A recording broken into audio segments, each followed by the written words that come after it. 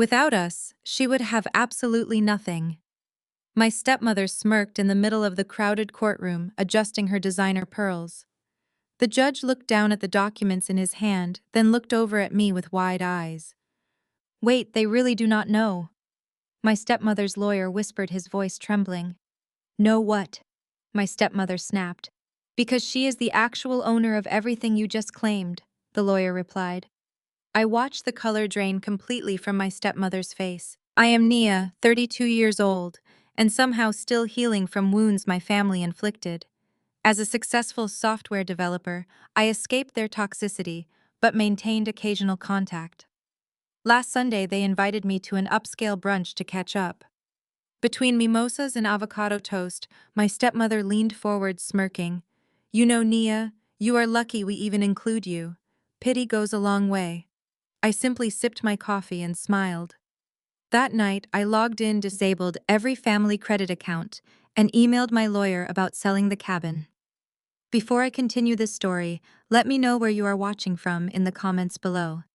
Hit like and subscribe if you have ever had to stand up to family who underestimated your worth. Growing up in the wealthy elite circles of Buckhead, Atlanta, meant privilege to outsiders. But inside our sprawling mansion, emotional coldness permeated every corner. Our estate was a fortress of expectations I could never quite meet. My stepmother, Vivian, was a former pageant queen obsessed with maintaining a flawless image of Black excellence for high society. She cared deeply about exclusive social clubs, charity galas, and projecting absolute perfection to the world. Vivian was a woman who lived for the cameras. Her entire existence revolved around maintaining an illusion of generational wealth.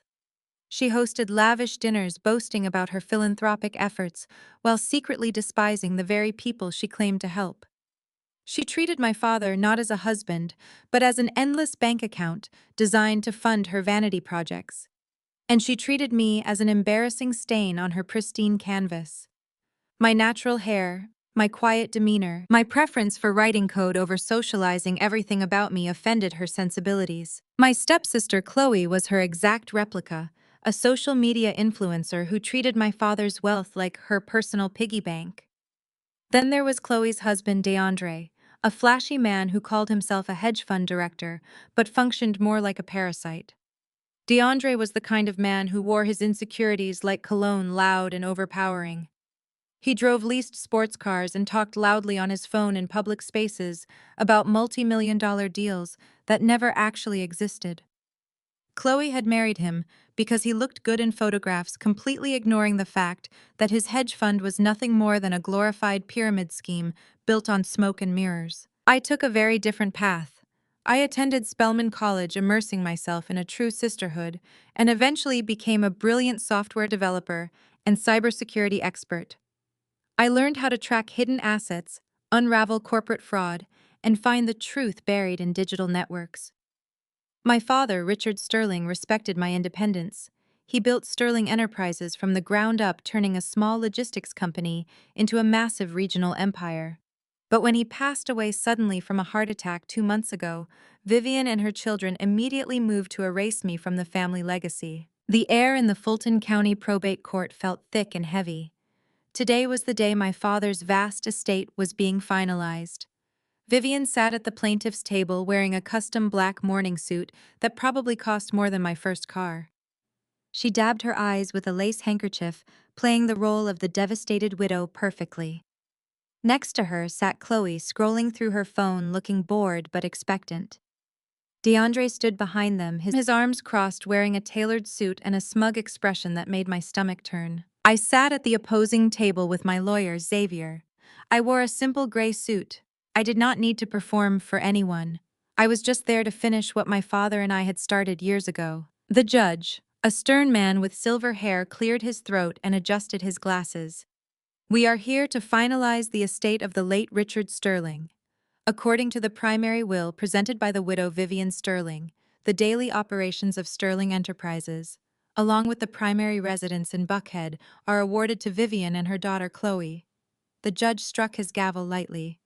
The transfer of the operating company is hereby approved. Vivian let out a loud, theatrical sigh of relief. She turned to look at me, and the fake grief vanished from her eyes, replaced by pure, unadulterated malice.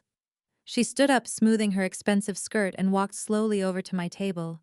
She reached into her designer handbag, pulled out a checkbook, and scribbled something down with a gold pen. She ripped the check out and slid it across the wooden table right in front of me. "Take this pocket change and pay off your student loans, Nia," Vivian said, her voice loud enough for the entire courtroom to hear. "I made it out for $5,000. Consider it a parting gift. You do not belong in this family's legacy. You never did. You never cared about our galas, our charity dinners, or our network. You hid behind your computer screens. You are just like your birth mother, broke, ordinary, and completely out of your depth in this world." Chloe laughed from her seat. She held up her phone, clearly recording the interaction for her thousands of followers. "Honestly, Nia, you should be thanking us," Chloe sneered. "You can finally go back to your boring tech cubicle and leave the real business to people who actually know how to run an empire. Next time you come to court, try wearing something that does not look like it came from a discount rack." DeAndre stepped forward, placing a heavy hand on Vivian's shoulder. He looked down at me with absolute contempt. "The adults are talking now, little girl," DeAndre said, flashing his diamond-encrusted watch. "Take the check and walk away before I have my security team escort you out of the building. I sit on the board of 3 private equity groups in this city. You are messing with the wrong family. You have no power here. You have no money. You are completely finished." I looked at the check sitting on the table. $5,000. It was an insult, a deliberate slap in the face meant to humiliate me in front of the judge and the legal teams. For 20 years I had endured Vivian's emotional abuse. I had watched her isolate my father, spend his hard-earned money on frivolous country club memberships, and treat me like an unwanted guest in my own home. I had stayed quiet. I had kept my head down. I had focused on my education. My father knew this. He knew exactly how smart I was, and he knew exactly how greedy his new wife was. I did not flinch. I did not cry. I did not even reach for the check. Instead, I turned to Xavier and gave him a slight nod. Xavier stood up, buttoning his bespoke suit jacket. He possessed a calm, terrifying confidence. "Your Honor," Xavier said, his voice echoing loudly in the quiet courtroom. "We have no objection to Mrs. Vivian Sterling taking ownership of the operating company Sterling Enterprises. However, we do have a supplementary filing that needs to be entered into the official record immediately." Xavier walked up to the bench and handed the judge a thick folder stamped with a bright red seal. Vivian frowned, her perfect posture faltering slightly. "What is that?" she demanded, looking at her own lawyer. Her lawyer shrugged, looking equally confused. The judge opened the folder and began reading. The courtroom grew so silent you could hear the air conditioning humming. As the judge turned the pages, his eyebrows rose higher and higher.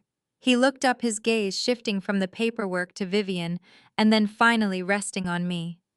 "Mrs. Sterling," the judge said, addressing Vivian, "you are aware that your late husband underwent a massive corporate restructuring 5 years ago, correct?" Vivian scoffed, waving her hand dismissively. "Richard was always moving money around to avoid taxes. It does not matter. The will clearly states that I own Sterling Enterprises and the family estate." "That is correct," the judge replied, leaning forward. "You own the operating company. But according to these verified federal and state filings, Sterling Enterprises does not actually own any of its assets." Vivian froze. "What do you mean?" The judge adjusted his glasses. 5 years ago, Richard Sterling transferred the deed to the $10 million Buckhead estate, the titles to all corporate office buildings, every single patent, and all intellectual property into a parent holding company named Sterling Holdings Limited Liability Company. The judge paused, letting the words sink in. "Sterling Enterprises, the company you just inherited, simply leases those assets from the holding company." DeAndre pushed his way to the front, his face turning red. "So what? Who owns the holding company?" Xavier turned around and smiled a bright, predatory smile. "I believe I can answer that," he said. "Sterling Holdings Limited Liability Company is privately owned, and my client, Nia Sterling, is the sole chief executive officer and 100% owner of that entity." The silence that followed was deafening. It was the kind of silence that precedes a massive explosion. I watched the realization wash over Vivian's face. The fake tan seemed to drain right off her skin. Chloe lowered her phone, her mouth hanging wide open. "Wait," Vivian stammered, her voice shaking violently. "Are you saying she owns the house I live in? Are you saying she owns the buildings my company operates out of?" "That is exactly what I'm saying," Xavier replied smoothly. "In fact, Mrs. Sterling, because your husband was lenient, he had not collected rent from the operating company in several years. But now that ownership of the operating company has transferred to you, my client is officially calling in the debt. According to the master lease agreement, your company owes Sterling Holdings exactly $15 million in back rent and licensing fees. This payment is due immediately." Vivian gripped the edge of the table to stop herself from collapsing. "No, no, that is impossible. Richard would never do this to me. He loved me. He loved his legacy." I spoke up, my voice steady and cold. "And he knew you would destroy it the second he was gone. He knew you would sell off the patents to fund your shopping sprees and let DeAndre bankrupt the business with his fake investments. My father was a smart man, Vivian. He gave you exactly what you asked for. He gave you the title of the company, but he gave me the actual power." Chloe started screaming, stomping her designer heels on the hardwood floor. "This is a scam. She is lying. DeAndre, do something. Do something right now." DeAndre puffed out his chest, trying to salvage his shattered ego.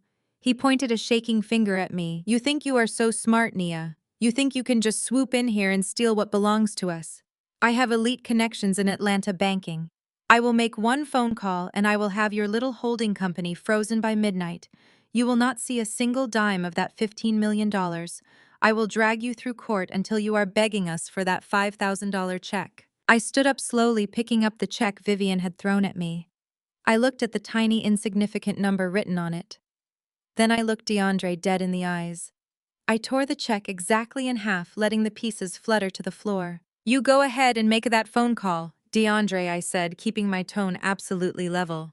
"But before you do, you might want to check the cybersecurity structure of the bank you are planning to call. Because a software developer like me does not just secure real estate. I secure the digital pipelines. You freeze my accounts, and I will personally expose every single wire transfer you have made for the last 3 years to the authorities." DeAndre swallowed hard, a sudden flash of panic crossing his eyes. The judge banged his gavel heavily, echoing through the chaotic room. "Order. Order in my court. The legal transfer of the operating company is complete. The debt owed to Sterling Holdings is a civil matter that must be settled immediately between the two corporate entities. This court is adjourned." As the judge walked out of the room, Vivian fell into her chair, gasping for air. Her perfect manicured life had just been dismantled in less than 5 minutes. Chloe was crying hysterically, realizing her unlimited access to Daddy's money had just been permanently severed. Xavier packed our documents into his leather briefcase, snapping it shut with a satisfying click. "Ready to go, Madam Chief Executive Officer?" he asked. I adjusted my blazer and looked down at the people who had made my life a living hell for 2 decades. They were broken, terrified, and completely powerless. This was not just about money. This was about respect. This was about taking back the narrative they had tried to steal from me. "I am ready," I replied. I turned my back on them and walked out of the courtroom. The heavy wooden doors closed behind me, shutting out the sounds of Vivian's sobbing. But I knew this was only the beginning. DeAndre was arrogant, and arrogant men always made stupid, desperate mistakes. He was going to try and fight me, and when he did, I was going to use his own greed to burn his entire fraudulent empire to the ground. The game had just started, and I held all the winning cards. I walked out of the courtroom, breathing in the heavy, warm Atlanta air. The game had just started, and I held all the winning cards.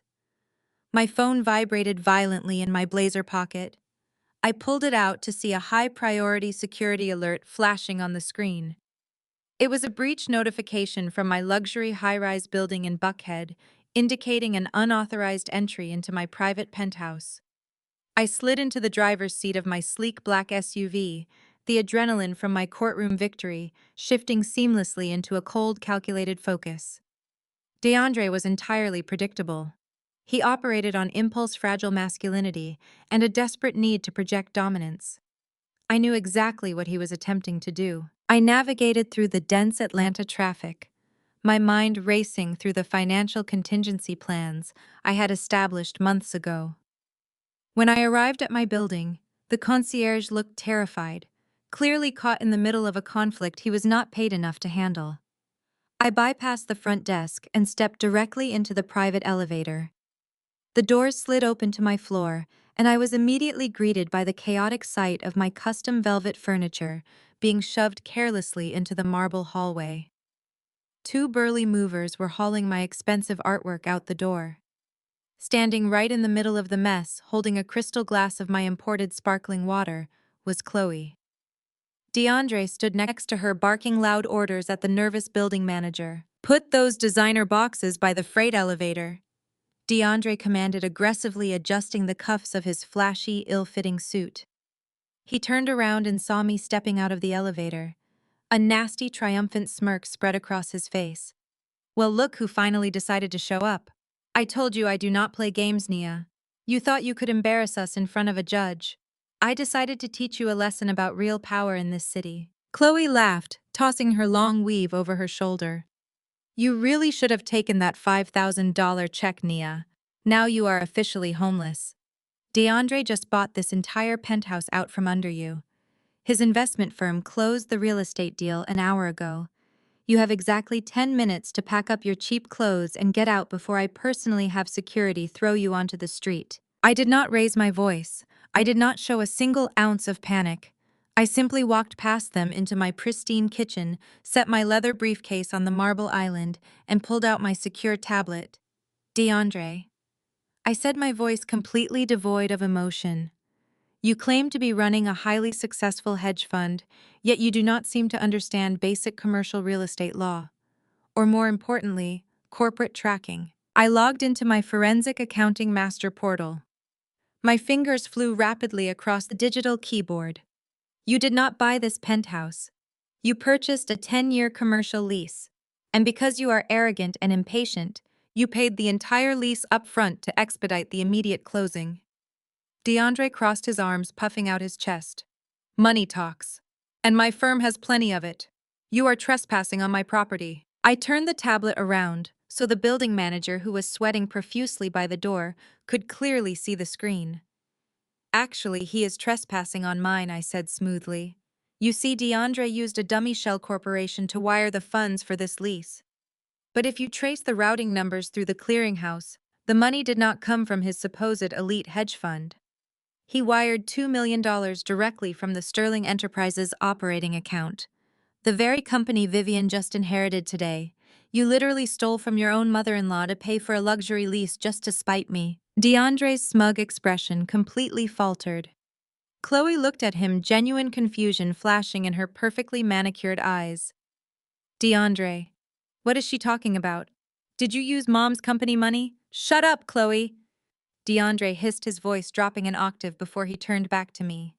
"It does not matter whose account the money came from. The lease is signed. The ink is dry.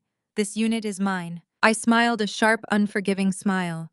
"That is the absolute best part of this entire situation. I knew you were desperately looking for luxury real estate to expand your fraudulent image. What you completely failed to research is the corporate ownership of this specific high-rise building.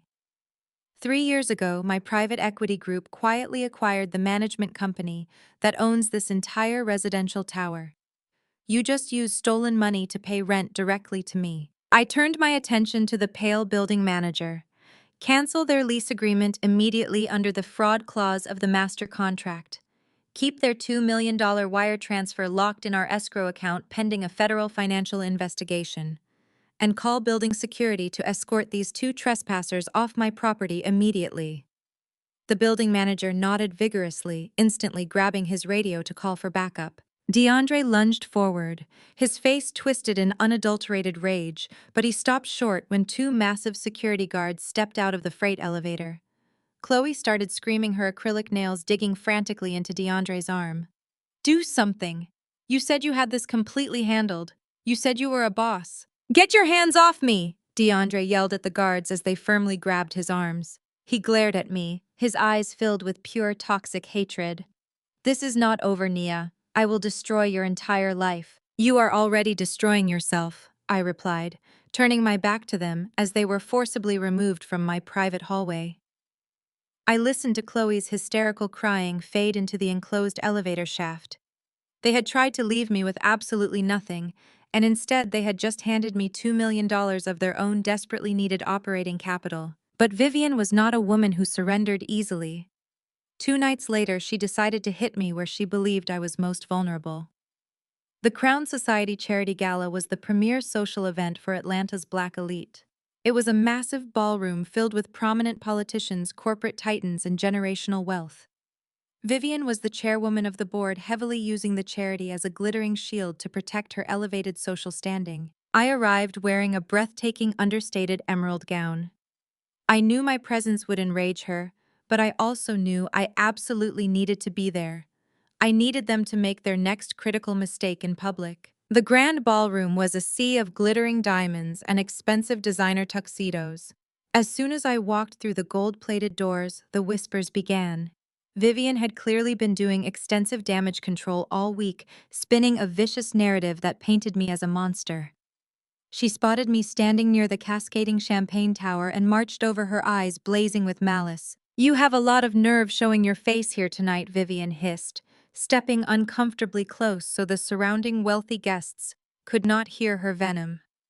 "You completely humiliated my daughter. You embarrassed my son-in-law.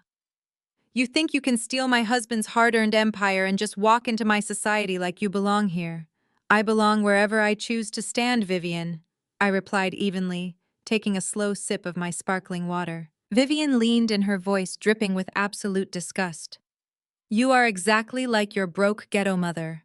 A temporary mistake your father made before he found a real sophisticated woman.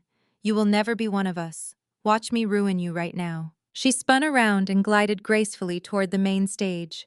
The live orchestra stopped playing as Vivian tapped the microphone. The massive ballroom fell dead silent. She put on her best theatrical performance, her voice trembling with manufactured, heartbreaking grief. "Thank you all for being here tonight," Vivian announced to the wealthy crowd. "This has been a tremendously difficult time for my family. As many of you know, we recently lost my beloved husband, Richard. But what is breaking my heart even more is the toxic greed that has infected his eldest daughter." The crowd gasped softly. Hundreds of judgmental eyes turned toward me. "She has used shady legal loopholes to seize my husband's assets," Vivian cried, wiping a non-existent tear from her cheek. "She is actively trying to force her grieving stepmother and sister onto the streets. But we will not let greed destroy our family's legacy. We stand together, united by love and our commitment to charity." The elite crowd glared at me with blatant disdain. I could hear the harsh whispers echoing off the towering marble columns. They thought I was a villain. They thought Vivian was an absolute saint. I quietly set my glass down on a passing waiter's tray. I did not argue.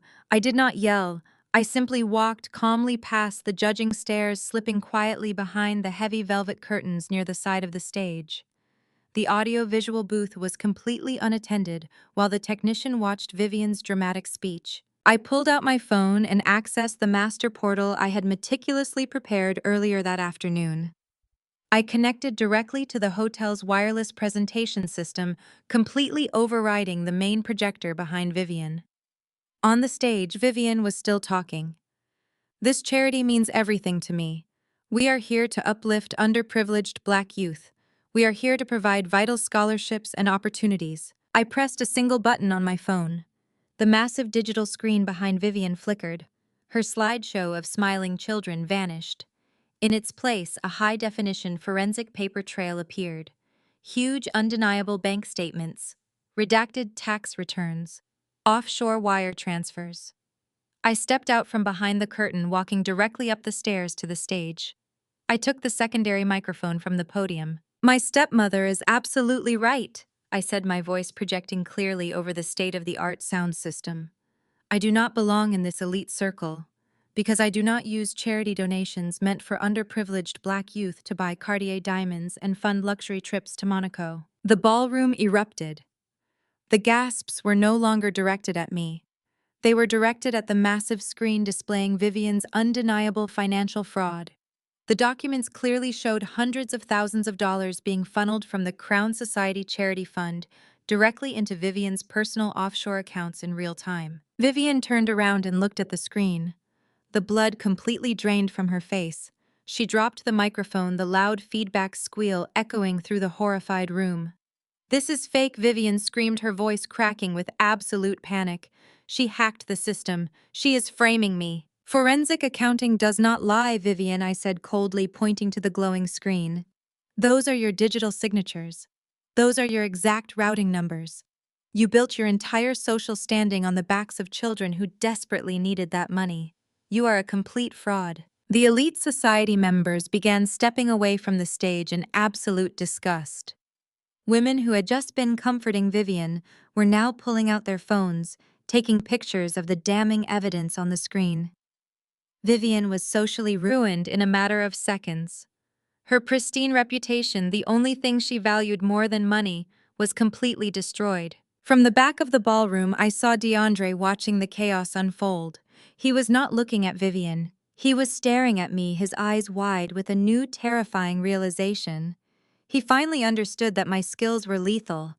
I was not just a disgruntled daughter. I was a financial executioner. He turned and fled through the heavy oak doors, pulling out his phone as he ran. He was desperate. He knew his own fraudulent hedge fund was next on my list. Fleeing the gala. DeAndre decided to play dirty. He was going to illegally utilize his shady connections in the underground banking sector to launch a hostile leveraged freeze on the operating accounts of Sterling Holdings. He was going to try and choke my company out before I could find his buried secrets. But he had no idea what kind of digital war he was truly starting. The digital war began exactly at 8 o'clock on Monday morning. I was sitting at my glass desk in the executive suite of Sterling Holdings, reviewing the quarterly projections for our real estate acquisitions. The city of Atlanta was bustling outside my floor-to-ceiling windows, oblivious to the financial earthquake about to hit my company. My office phone rang. It was Xavier, and he did not bother with a polite greeting. "Nia, we have a massive problem," he said, his usually calm voice laced with genuine urgency. "I just received a notification from our primary commercial bank. Every single operating account under Sterling Holdings has been frozen. Payroll for our 300 employees just bounced." I stopped typing. The numbers on my screen blurred for a fraction of a second. Frozen. On what grounds? DeAndre pulled a catastrophic favor. Xavier explained, the frustration evident in his heavy sigh. He used his connections at the bank's executive level to trigger a hostile fraud investigation. They filed a leveraged injunction claiming that the initial transfer of assets from your father to the holding company was done under financial duress. It is a completely baseless accusation, but because DeAndre used a highly connected corporate guarantor to back the claim, the bank automatically initiated a 30-day lockdown. They are choking our cash flow. We cannot pay our contractors, our staff, or our property taxes. I leaned back in my leather chair, staring at the flashing red alerts, multiplying across my financial dashboard. DeAndre was not a smart man, but he was incredibly dangerous when cornered. He knew that in the high-stakes world of corporate real estate, a 30-day freeze on operating capital was an absolute death sentence. It would force us into immediate default on our leveraging agreements, allowing the banks to seize our assets and auction them off. He wanted to starve me out before I could officially claim the $15 million Vivian owed me. "Do not panic," I told Xavier, keeping my tone perfectly level. "This is exactly how weak men fight. They throw their weight around in the dark because they cannot survive in the light. Contact our legal team and start drafting the injunction appeal. I will handle DeAndre." As I ended the call, my personal cell phone lit up with a barrage of notifications. My stepsister Chloe had just gone live on Instagram. I clicked the notification masking my identity with a burner account I used for forensic tracking. Chloe was sitting in the back of a chauffeured Maybach, wearing oversized sunglasses and sipping a green smoothie. Her fake, breathy voice echoed through my quiet office. "Hey guys," Chloe said to her thousands of viewers, her perfectly manicured hand adjusting the camera angle. "I just want to jump on here and say thank you for all the prayers and support. As you know, my family has been going through a really dark spiritual attack lately. A certain greedy relative tried to ruin my mother's beautiful charity event and steal the legacy my father worked so hard to build. She paused, putting a hand over her heart, in a sickening display of manufactured vulnerability. But God is so good. My incredible husband DeAndre just stepped up and handled the situation. He used his brilliant financial mind to stop the theft. The courts have officially frozen her stolen accounts. It just goes to show that when you operate with pure intentions, the universe protects you. She is getting exactly what she deserves. I watched the comments flood her screen. Hundreds of her followers were praising DeAndre, calling him a protector and a king. They were praying for Chloe's family and celebrating my supposed downfall. Chloe flashed a triumphant, nasty smirk at the camera before ending the live stream. She actually believed they had won. She believed DeAndre was a genius financial savior. She had absolutely no idea that her husband was a walking federal crime. I closed the Instagram application and set my phone face down on the desk. The time for playing defense was over. DeAndre wanted to weaponize the banking system against me. He wanted to use digital infrastructure to choke the life out of my company. But he forgot one crucial detail. I did not just inherit wealth. I was a cybersecurity expert and a financial forensic auditor. The digital world was my domain, and he had just locked himself inside it with me. I stood up, walked over to my private espresso machine, and brewed a pot of black coffee. I rolled up the sleeves of my tailored blazer, cracked my knuckles, and sat back down at my workstation. I bypassed my standard corporate network and booted up my encrypted decentralized server. 4 massive monitors glowed to life, illuminating my office in a cold blue light. I started with the public ledgers. DeAndre heavily marketed his firm, Apex Vanguard Investments, as an exclusive hedge fund catering to Atlanta's black elite.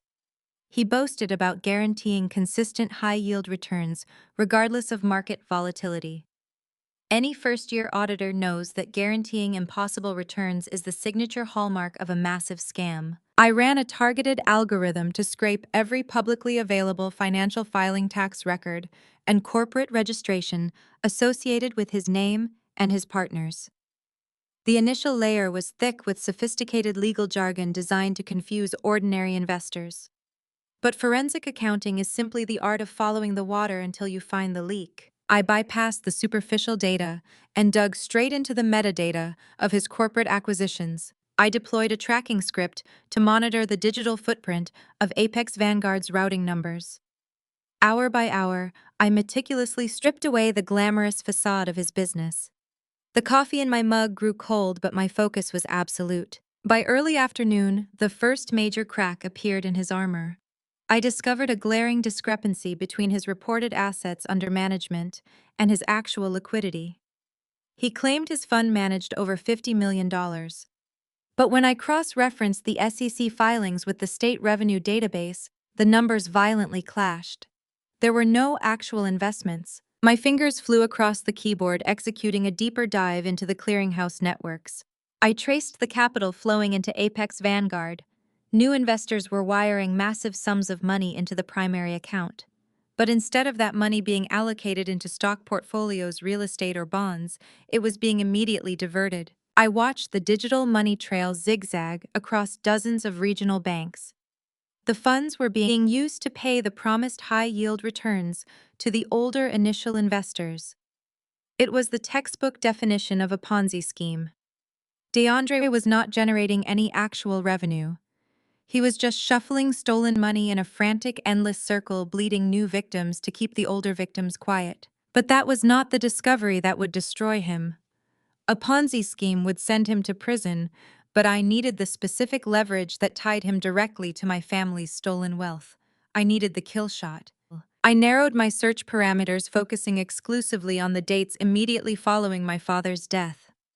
If DeAndre was running a Ponzi scheme, he would inevitably experience a cash flow crisis when new investors stopped arriving. He would need a massive influx of capital to prevent the entire pyramid from collapsing. I queried the routing numbers connecting Apex Vanguard to Vivian's newly inherited operating company, Sterling Enterprises. The search algorithm ran for 3 agonizing minutes. The progress bar inched across my screen. Then a sharp chime echoed from my computer speakers. The screen flooded with classified wire transfer logs. I leaned closer to the monitor, my eyes scanning the heavily encrypted data. There it was, the smoking gun. Exactly 4 days after my father's funeral, while Vivian was supposedly drowning in grief, DeAndre had authorized a catastrophic transaction. He had exploited his position as Vivian's trusted son-in-law to bypass the standard corporate security protocols. He had initiated a staggering $5 million wire transfer directly from the Sterling Enterprises Employee Pension Fund. But he did not send that money to Apex Vanguard to stabilize his failing Ponzi scheme.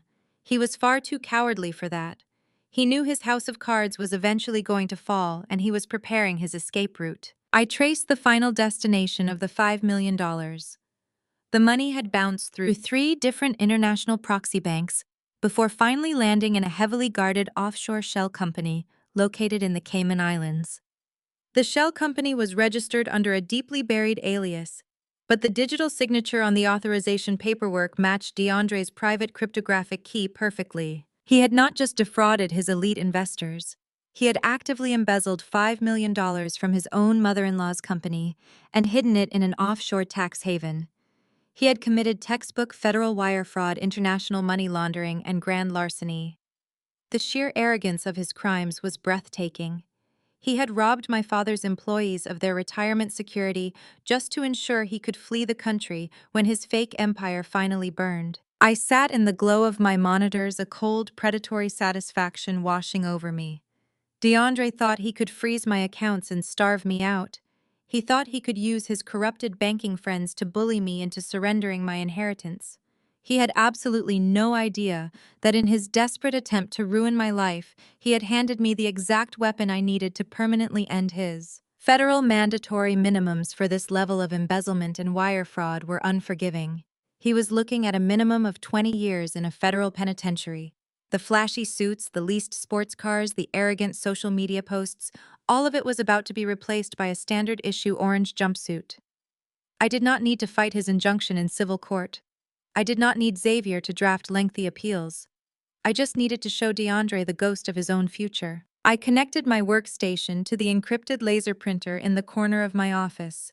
The machine hummed to life, churning out thick, high-quality pages of irrefutable evidence.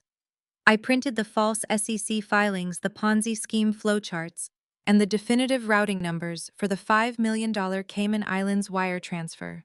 Every page was a nail in his coffin. I gathered the warm papers from the printer tray, arranging them in perfect methodical order. I opened my desk drawer and pulled out a sleek matte black envelope. I slid the damning documents inside and sealed it with absolute precision. My phone buzzed again. It was Xavier. Nia, the banking commission, is dragging their feet on our appeal. DeAndre's contacts are blocking us at every turn. We might be looking at a protracted legal battle to unfreeze the holding company accounts. Cancel the appeal, Xavier, I said, grabbing my keys and my structured leather handbag. What? Xavier asked, completely stunned. Nia, if we do not fight this freeze, you lose everything. The company goes into default. We are not going to fight the freeze, I replied, my voice echoing with absolute authority. DeAndre is going to lift it himself. He is going to call his corrupt banking friends and beg them to release my money. How exactly are you going to make him do that? Xavier asked. I picked up the black envelope, the weight of DeAndre's entire fraudulent existence resting easily in the palm of my hand. I am going to have a brief private conversation with my brother-in-law, I said. I am heading to his office right now. Do not wait up. I ended the call and walked out of my executive suite. The digital war was officially over. It was time for the physical execution. He was completely unaware of his impending absolute downfall. The drive from my office to the headquarters of Apex Vanguard Investments took exactly 18 minutes. I used that time to perfectly align my breathing, compartmentalizing every ounce of residual anger and replacing it with the cold, sterile logic of a forensic auditor. Emotion makes you sloppy. Data makes you invincible. DeAndre operated his supposed hedge fund out of a gleaming glass skyscraper in Midtown Atlanta. The building was designed to project an image of untouchable financial supremacy, but to me, it was just another crime scene waiting to be cordoned off. I parked my SUV in the VIP visitor lot and walked through the revolving glass doors. The lobby was an aggressive display of wealth featuring imported Italian marble floors and a massive modern art installation. The receptionist, a young woman wearing a headset and a clearly rehearsed smile, looked up as I approached the security turnstiles. I did not break my stride. I held up my corporate identification badge, flashing the gold-embossed seal of Sterling Holdings. It was the parent company that technically owned the commercial lease for the very floor DeAndre occupied. The security gates chimed and slid open automatically. The receptionist opened her mouth to ask for my appointment, but my absolute confidence silenced her. I stepped into the elevator and hit the button for the penthouse level. When the elevator doors parted, the stench of DeAndre's overcompensation hit me immediately. His reception area was plastered with framed magazine articles praising his fraudulent business acumen. I walked straight past his terrified personal assistant, ignoring her frantic protests that he was in a private meeting. I pushed open the heavy mahogany double doors of his corner office and stepped inside. DeAndre was pacing behind his custom desk, shouting aggressively into a Bluetooth earpiece. He wore a tailored Tom Ford suit and a smug expression that instantly dissolved the second he saw me. He tapped his earpiece abruptly, ending his call, and slammed his hands down on the desk. "Are you out of your absolute mind, Nia?" DeAndre barked, his voice vibrating with manufactured outrage. "You cannot just waltz into a private financial institution. I do not care who you think you are. You have exactly 5 seconds to turn around and walk out that door before I call the police and have you arrested for trespassing." I did not flinch. I did not blink. I slowly closed the heavy doors behind me, ensuring the locking mechanism clicked into place. The room was soundproof, a standard feature for men who conducted shady business. "Call them," I said, my voice barely above a whisper, yet echoing clearly across the vast room. "Go ahead, DeAndre. Pick up your phone and call the Atlanta Police Department. While you have them on the line, you can ask them to transfer you to the Federal White-Collar Crime Division, because they are going to want to hear exactly what is inside this envelope." I walked forward, the clicking of my heels on the hardwood floor matching the rhythmic pounding of his sudden panic. I reached the edge of his desk and dropped the sleek matte black envelope onto the polished wood. It landed with a soft, definitive thud. DeAndre stared at the envelope as if it were a venomous snake. He let out a loud, forced laugh, running a hand over his freshly lined-up haircut. "You think you can intimidate me with some fake legal documents? My lawyers will tear you apart. You are just a bitter, jealous woman who is mad because I froze your bank accounts this morning. You have no money, no power, and absolutely no leverage here." "I am not here to negotiate your leverage," I replied, keeping my posture impeccably straight. "I am here to detail your funeral." "Open the envelope, DeAndre." He hesitated. The bravado began to chip away, revealing the terrified fraudster hiding underneath. His hands were shaking slightly as he reached for the black envelope. He ripped the seal open and pulled out the thick stack of papers. I watched his eyes dart across the first page. It was the SEC filing discrepancy report. His breathing hitched. He flipped to the second page. The Ponzi scheme flowchart tracing the money from his new investors directly into the pockets of his old ones. A bead of sweat formed at his temple. Then he reached the final 3 pages. The highly classified encrypted wire transfer logs from Sterling Enterprises to the offshore shell company in the Cayman Islands. The color vanished from his face. His jaw dropped. The papers slipped from his trembling fingers, scattering across the surface of his desk. "You claim to manage $50 million in elite assets," I said, my voice slicing through the heavy silence of the office. "But your liquidity is a complete illusion. You are running a textbook Ponzi scheme, bleeding Atlanta's wealthiest families dry. But that is just state-level fraud. That is just the appetizer. The main course is what you did 4 days after my father died." DeAndre backed away from the desk, his chest heaving as he struggled to pull air into his lungs. "You bypassed the security protocols of your mother-in-law's company." I continued, stepping around the desk to box him into the corner.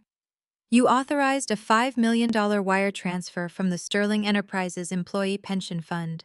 You stole the retirement savings of hardworking men and women who spent their lives building my father's legacy.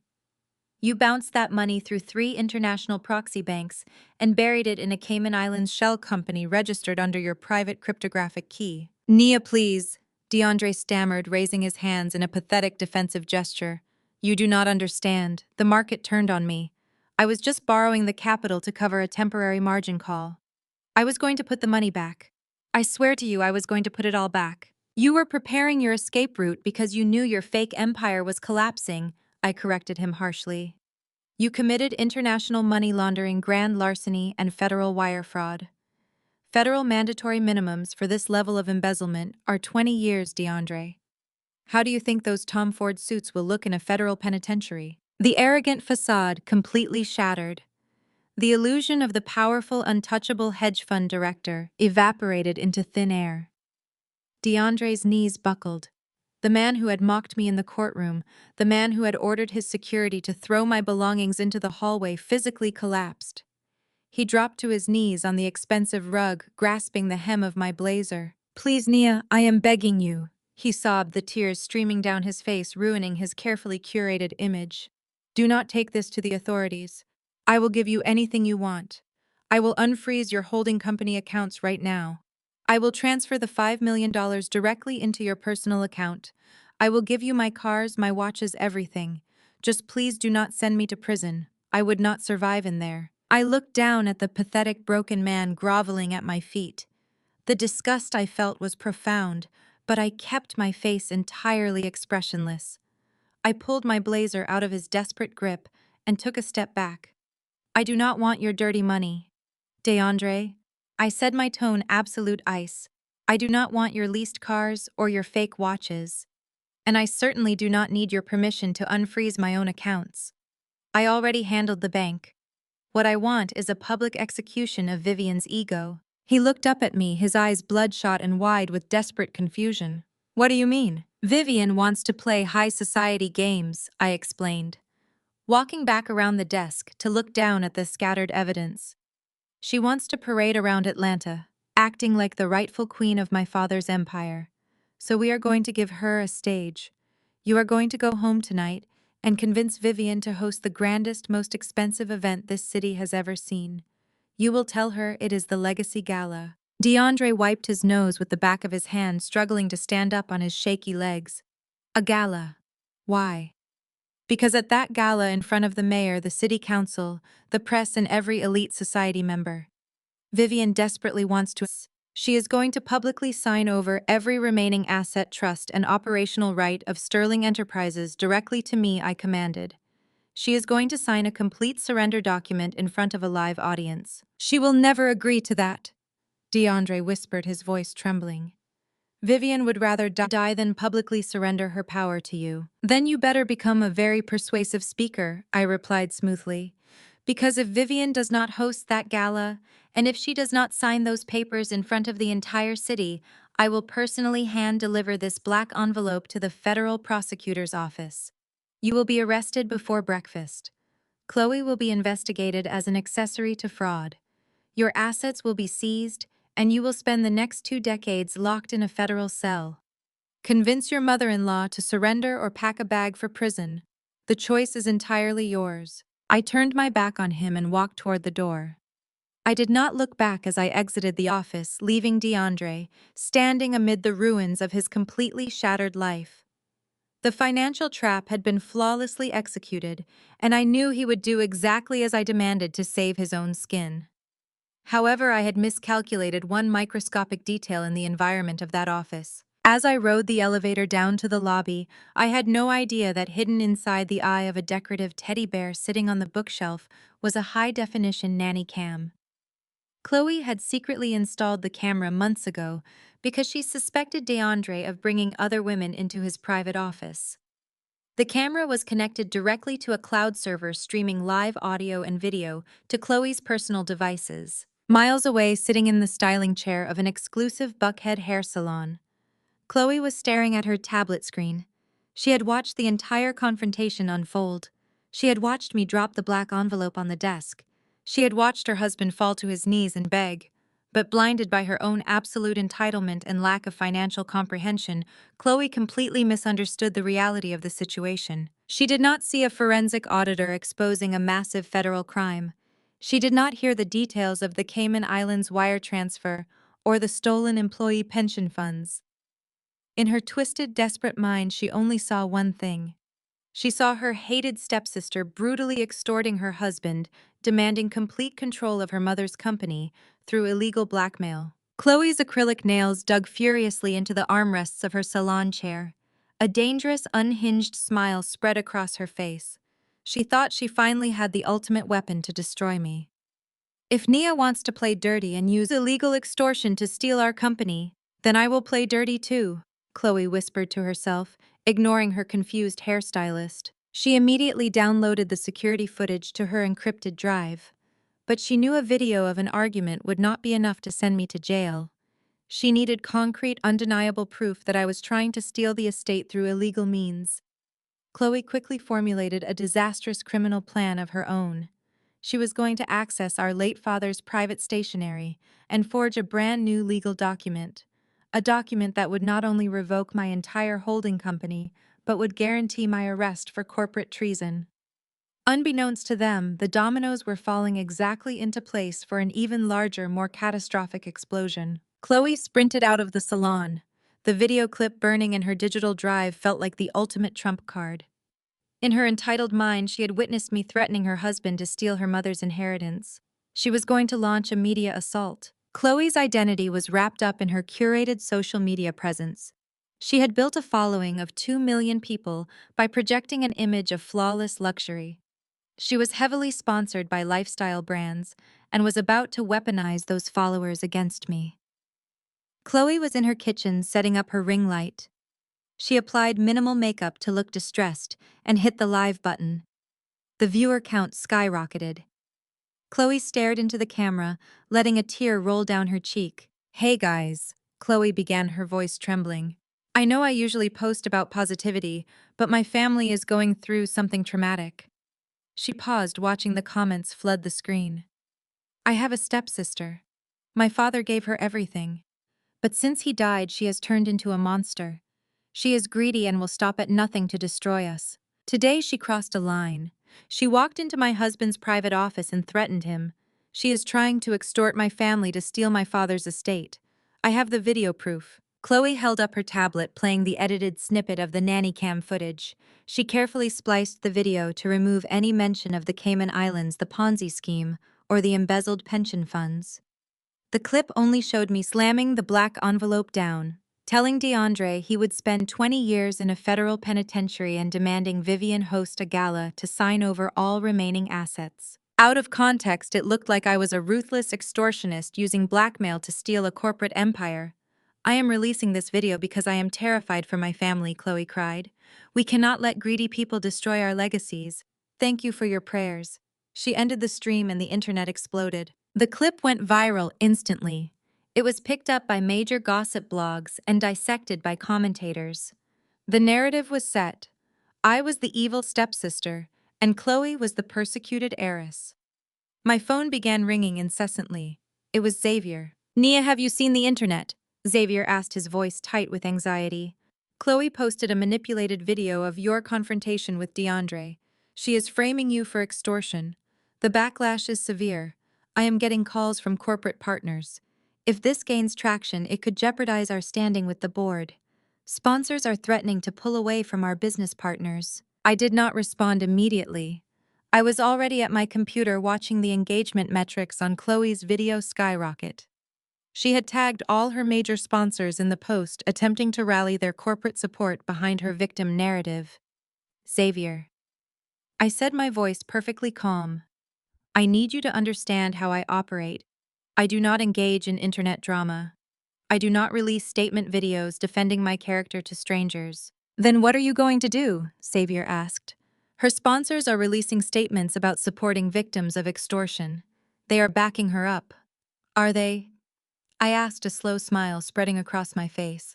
"Let us see how much they actually support her." I hung up and opened my secure trading terminal. Chloe was financially illiterate. She did not understand that the luxury brands sponsoring her were not independent entities. They were subsidiaries owned by publicly traded conglomerate corporations, highly sensitive to market fluctuations and aggressive shareholder activism. I pulled up the corporate profiles of Chloe's top 3 sponsors. a cosmetics brand, an athletic wear company, and a luxury travel agency. I analyzed their current stock valuations, earnings, and major institutional shareholders. Chloe thought she was playing a game of public relations. I was playing a game of corporate acquisition. I dialed my lead broker at the private equity firm. Marcus, I said, I need to execute aggressive stock acquisitions immediately. I am sending the ticker symbols for 3 conglomerate parent companies. I want you to initiate a hostile buy-in. Marcus paused. Nia, these are massive corporations. A hostile buy-in at this volume will require significant capital allocation. What is the objective? The objective is majority influence, I replied. I want enough voting shares to force an emergency board meeting for all 3 companies. Execute the trades using the surplus capital we liquidated last quarter. Do not stop buying until we hold a controlling interest. Understood, Marcus said. Initiating aggressive acquisition protocols now. I sat back and watched the digital markets react. Within 20 minutes, the trading volume for the 3 parent companies spiked dramatically. My investment group was swallowing up available shares at an unprecedented rate, triggering automated buying algorithms and causing a surge in their stock prices. By the end of the hour, the acquisitions were complete. My private equity group was now the largest institutional shareholder for the parent companies that owned Chloe's entire sponsorship portfolio. I drafted a formal legally binding shareholder directive. I exercised my newly acquired voting rights to mandate an immediate enforcement of the morality and ethics clauses embedded in all subsidiary sponsorship contracts. I sent the directive directly to the executive boards of the 3 parent companies, accompanied by the unedited full-length video of my confrontation with DeAndre. I provided the filing discrepancies, the evidence of his Ponzi scheme, and the undeniable proof of his $5 million federal wire fraud. The message was clear. Chloe's husband was a federal criminal, and Chloe was actively using her platform to defend him while spreading defamatory lies. Any brand associated with her would be directly implicated in supporting a federal money laundering operation. The corporate response was instantaneous and utterly brutal. Miles away, Chloe was sitting on her plush sofa, obsessively refreshing her social media feed, basking in the supportive comments.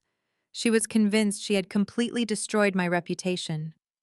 Her phone chimed with an incoming email, then another, and another.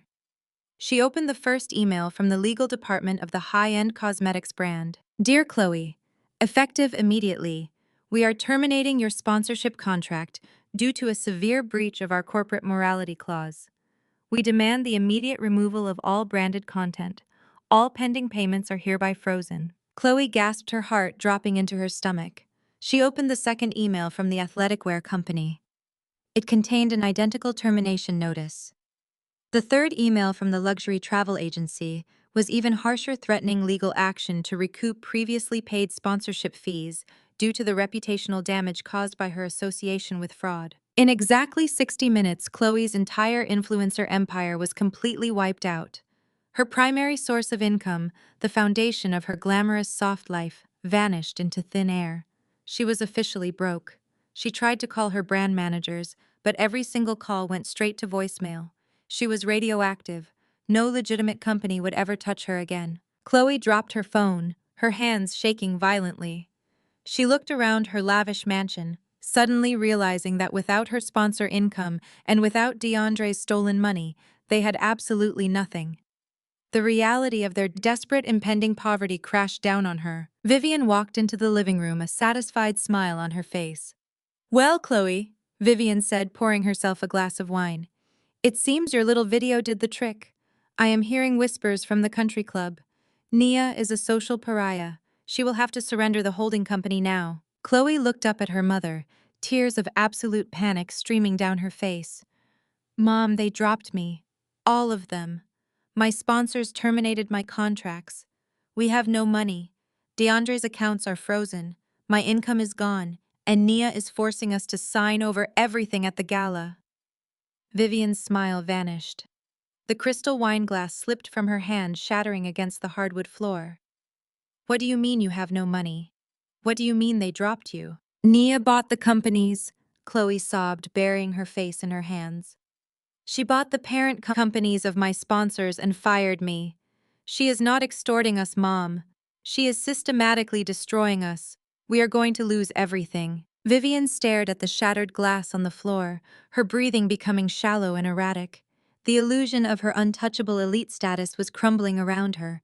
She was facing the absolute horrifying reality of returning to the poverty she had spent her entire life trying to escape. She looked at her hysterical daughter, a cold, desperate resolve hardening in her eyes. "No," Vivian whispered, her voice dropping to a dangerous, chilling pitch. "I will not go back to being nothing. I will not let that ungrateful girl take my husband's empire." Vivian walked over to the antique writing desk in the corner of the room. She pulled open a hidden drawer and withdrew a stack of aged, heavy parchment paper. It was the exact custom stationery my father had used for his private personal correspondence. "Mom, what are you doing?" Chloe asked, wiping her mascara-stained eyes. "If Nia wants to use legal loopholes and digital warfare to steal my life, then we are going to use the only weapon we have left," Vivian said, picking up a vintage fountain pen that had belonged to my father. Vivian carefully smoothed the aged parchment flat on the desk.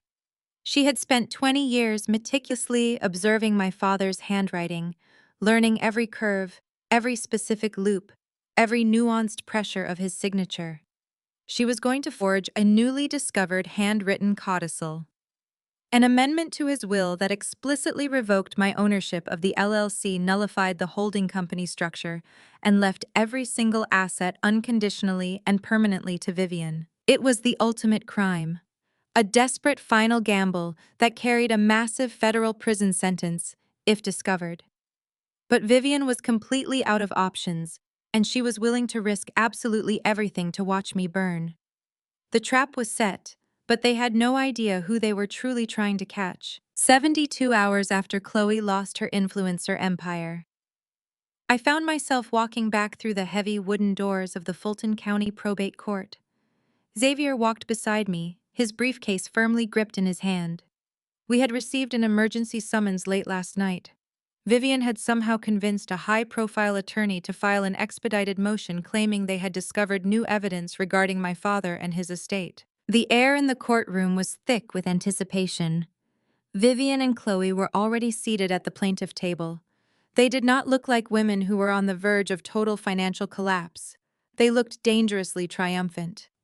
Vivian wore a pristine white designer suit, completely abandoning her grieving widow aesthetic. Chloe sat next to her, a smug, satisfied smile plastered across her face. The stern judge with the silver hair took his seat at the bench. He adjusted his glasses and looked down at the newly submitted file. "We are here today for an emergency hearing regarding the estate of Richard Sterling." The judge began, his voice echoing in the quiet room. "Counsel for the plaintiff has submitted a newly discovered document, a handwritten codicil to the original will." Xavier stood up immediately, his tone sharp. "Your Honor, my client has already established absolute ownership of Sterling Holdings. Any sudden discovery of a new document is highly suspicious." The judge held up his hand, silencing Xavier. "I understand your concern, Counselor. However, this court must review all submitted evidence. This document was allegedly found yesterday in a hidden compartment of the late Mr. Sterling and his antique writing desk." The judge carefully lifted the piece of heavy, aged parchment paper. I recognized the stationery immediately. It was the exact custom paper my father had used for his most private personal correspondence. The watermark was undeniable. The judge cleared his throat and began reading the document aloud. "I, Richard Sterling, being of sound mind and body, do hereby amend my last will and testament. I officially revoke the corporate restructuring that transferred my assets into Sterling Holdings Limited Liability Company. I hereby dissolve that entity and leave every single asset, property, and corporate holding unconditionally and permanently to my beloved wife, Vivian Sterling." The courtroom fell completely silent. Vivian let out a soft theatrical gasp, placing her hand over her heart, as if she were overwhelmed by her late husband and his profound love.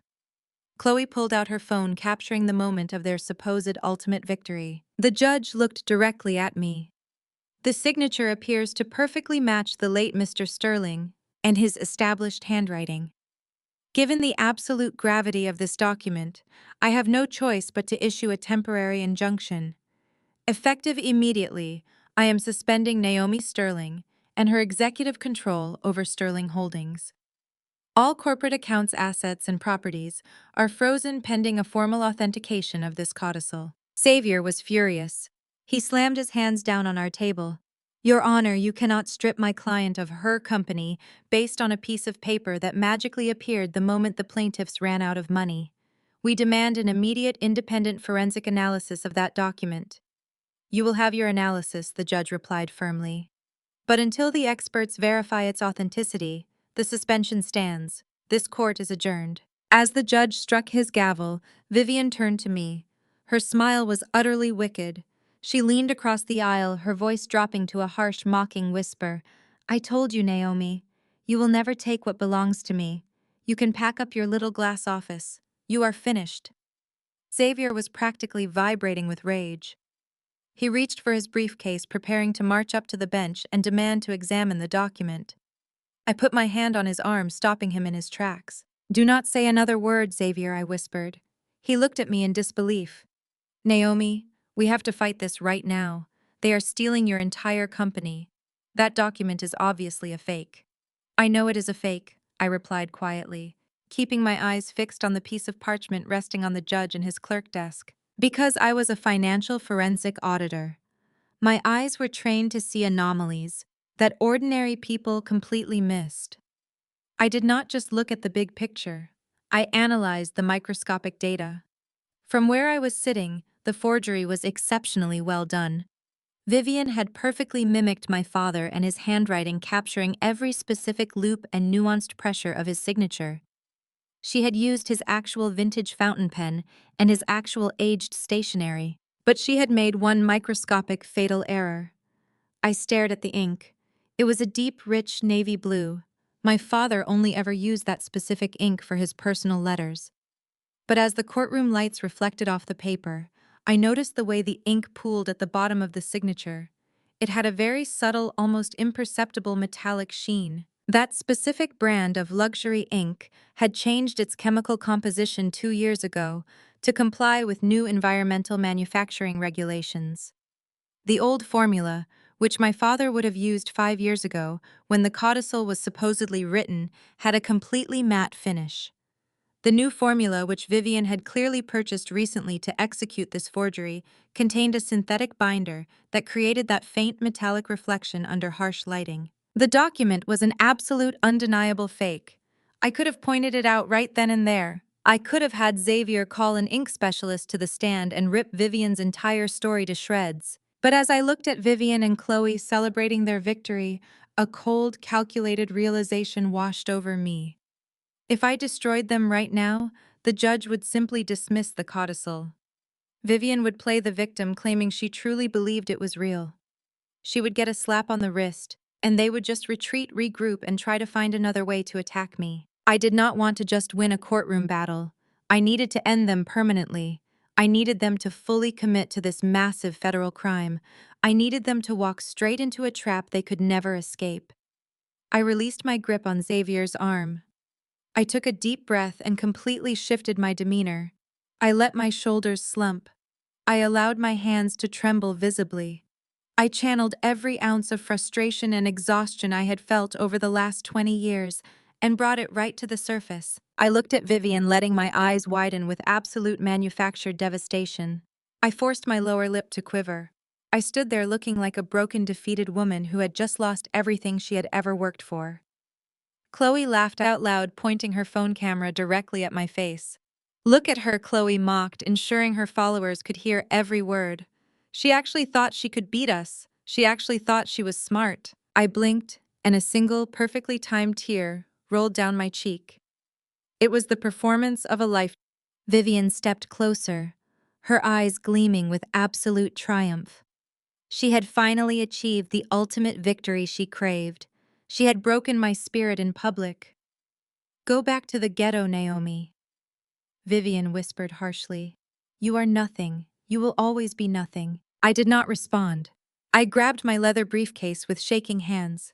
I kept my head down, avoiding eye contact with anyone in the room. I turned around and rushed out of the courtroom, my heels clicking erratically against the marble floor. I looked exactly like a woman fleeing in total humiliation. I heard Vivian and Chloe laughing behind me, celebrating their brilliant, flawless crime. They thought they were untouchable. They thought they had outsmarted a forensic auditor. Xavier followed closely behind me as we exited the courthouse and walked out into the blazing Atlanta sun. He looked incredibly stressed, clearly worried about the state of my mental health and the future of my company. My private security detail opened the heavy doors of my tinted black sports utility vehicle. I climbed into the spacious back seat and Xavier slid in next to me. The heavy doors slammed shut instantly, silencing the noise of the busy city street. The second the doors locked, my entire demeanor changed. The trembling stopped. My shoulders straightened. I reached up and casually wiped the single tear off my cheek. The illusion of the broken, defeated daughter vanished completely. I turned to look at Xavier, a sharp, dangerous smile spreading across my face. Xavier stared at me, completely baffled by my sudden shift in mood. "Naomi, what are you doing? We just lost control of Sterling Holdings. They submitted a forged document and the judge actually accepted it. We need to file an emergency appeal." I leaned back against the plush leather seat and crossed my legs. "We are not filing an appeal, Xavier." He ran a hand over his face in total frustration. "Naomi, we cannot just give up. If we do not fight this, Vivian takes the entire empire." "I am not giving up," I replied, my voice dripping with cold, calculated precision. "I am letting them dig their own graves. That document is a complete forgery. I already spotted the chemical discrepancy in the ink, but if we called them out in civil court, they would just claim ignorance and walk away." Xavier stopped moving. He looked at me slowly, realizing the magnitude of what I was saying. By presenting that forged document to a judge to steal a multi-million-dollar corporate entity, they did not just commit a simple civil violation, I explained smoothly. They committed federal perjury. They committed federal forgery. And because they used it to bypass a corporate holding company, they committed massive federal fraud. I reached into my briefcase and pulled out my secure phone. I unlocked the screen and handed it to Xavier. "Call the Federal Bureau of Investigation." I commanded, my voice echoing with absolute authority in the quiet vehicle. "Contact the White-Collar Crime Division immediately. We just caught them committing federal perjury and forgery. Let us let them throw their own victory party. Because when the music stops, they will be trading those designer dresses for federal prison jumpsuits, and I will be the one holding the keys to the cell." 3 days after Chloe lost her empire, I returned to probate court. Xavier walked beside me. We had received an emergency summons. Vivian filed an expedited motion claiming new evidence regarding my father and his estate. Vivian and Chloe sat at the plaintiff table. They did not look like women facing financial collapse. They looked triumphant. Vivian wore a white designer suit. Chloe wore a smug smile. The judge took his seat, adjusted his glasses, and examined the file. "We are here for an emergency hearing regarding the estate of Richard Sterling," the judge began. Counsel submitted a newly discovered document, a handwritten codicil to the original will. Xavier stood up. "Your Honor, my client already established absolute ownership of Sterling Holdings. This discovery is highly suspicious." The judge raised his hand. "I understand. However, this court must review all evidence. This document was allegedly found yesterday in a hidden compartment of his antique desk." The judge lifted the aged parchment paper. I recognized the stationery immediately. It was the custom paper my father used for private correspondence. The judge read aloud. "I, Richard Sterling, being of sound mind, do hereby amend my last will and testament. I revoke the corporate restructuring that transferred my assets into Sterling Holdings Limited Liability Company. I dissolve that entity and leave every single asset unconditionally to my beloved wife, Vivian Sterling." The courtroom fell silent. Vivian gasped, placing a hand over her heart as if overwhelmed by love. Chloe pulled out her phone, capturing the moment of their victory. The judge looked at me. "The signature matches his handwriting. Given the gravity of this document, I must issue a temporary injunction. I am suspending Naomi Sterling and her executive control over Sterling Holdings. All corporate accounts and assets are frozen pending authentication." Xavier was furious. He slammed his hands down. "Your Honor, you cannot strip my client of her company based on a paper that magically appeared when the plaintiffs ran out of money. We demand a forensic analysis." You will have your analysis, the judge replied firmly. But until the experts verify its authenticity, the suspension stands. This court is adjourned. Vivian turned to me smiling wickedly. She leaned across the aisle, her voice dropping to a harsh whisper. I told you, Naomi. You will never take what belongs to me. Pack up your glass office. You are finished. She thought she had completely outsmarted my forensic background. Xavier vibrated with rage. He reached for his briefcase, preparing to march up to the bench. I put my hand on his arm, stopping him. Do not say another single word, Xavier, I whispered. He looked at me in disbelief. Naomi, we have to fight this now. They are stealing your company. That document is obviously a fake. I know it is a fake, I replied quietly, keeping my eyes fixed on the parchment. Because I was a forensic auditor, my eyes were trained to see anomalies that ordinary people missed. I analyzed the microscopic data. From where I sat, the forgery was exceptionally well done. Vivian had perfectly mimicked his handwriting, capturing every specific loop and nuanced pressure of his signature. She had used his vintage fountain pen and aged stationery. She must have spent weeks practicing it, ensuring the pressure applied by the nibby looked completely natural. It was a masterpiece of deception designed to steal my inheritance. But she had made one microscopic, fatal error. I stared at the ink. It was deep navy blue. My father only ever used that specific ink for personal letters. But as the courtroom lights reflected off the paper, I noticed how the ink pooled at the bottom of the signature. It had a subtle, almost imperceptible metallic sheen. That specific brand of luxury ink had changed its chemical composition 2 years ago to comply with environmental regulations. The old formula, which my father would have used 5 years ago, had a completely matte finish. The new formula, which Vivian purchased recently to execute this forgery, contained a synthetic binder, creating that faint metallic reflection. The document was an absolute, undeniable fake.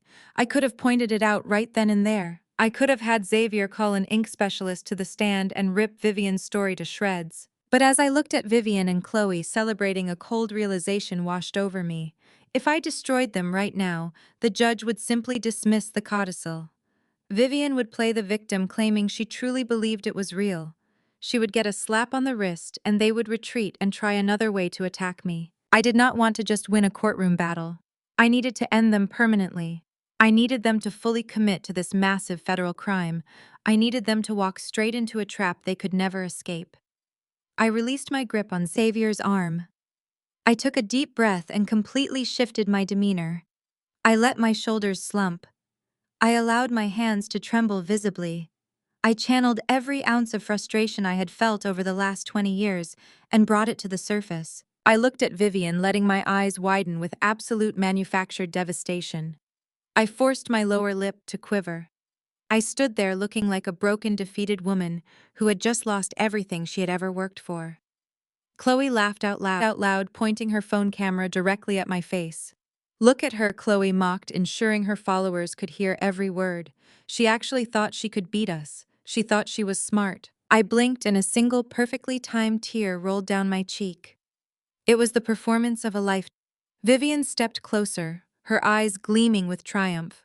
She had finally achieved the ultimate victory she craved. She had broken my spirit in public. Go back to the ghetto, Naomi, Vivian whispered harshly. You are nothing. You will always be nothing. I did not respond. I grabbed my leather briefcase with shaking hands. I kept my head down, avoiding eye contact with anyone. I turned around and rushed out of the courtroom, my heels clicking erratically against the marble floor. I looked exactly like a woman fleeing in total humiliation. I heard Vivian and Chloe laughing behind me, celebrating their brilliant, flawless crime. They thought they were untouchable. They thought they had outsmarted a forensic auditor. Xavier followed closely behind me as we exited the courthouse and walked out into the blazing Atlanta sun. He looked incredibly stressed, clearly worried about the state of my mental health and the future of my company. My security detail opened the heavy doors of my tinted black sports utility vehicle. I climbed into the spacious back seat and Xavier slid in next to me. The doors slammed shut instantly, silencing the noise of the busy city street. The second the doors locked, my entire demeanor changed. The trembling stopped. My shoulders straightened. I reached up and casually wiped the single tear off my cheek. The illusion of the broken, defeated daughter vanished completely. I turned to look at Xavier, a sharp, dangerous smile spreading across my face. Xavier stared at me, completely baffled by my sudden shift in mood. "Naomi, what are you doing? We just lost control of Sterling Holdings.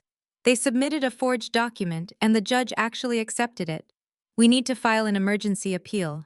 I leaned back against the plush leather seat and crossed my legs. "We are not filing an appeal, Xavier." He ran a hand over his face in total frustration. "Naomi, we cannot just give up. If we do not fight this, Vivian takes the entire empire." "I am not giving up," I replied, my voice dripping with calculated precision. "I am letting them dig their own graves. That document is a complete forgery. I already spotted the chemical discrepancy in the ink. But if we called them out in civil court, they would just claim ignorance and walk away."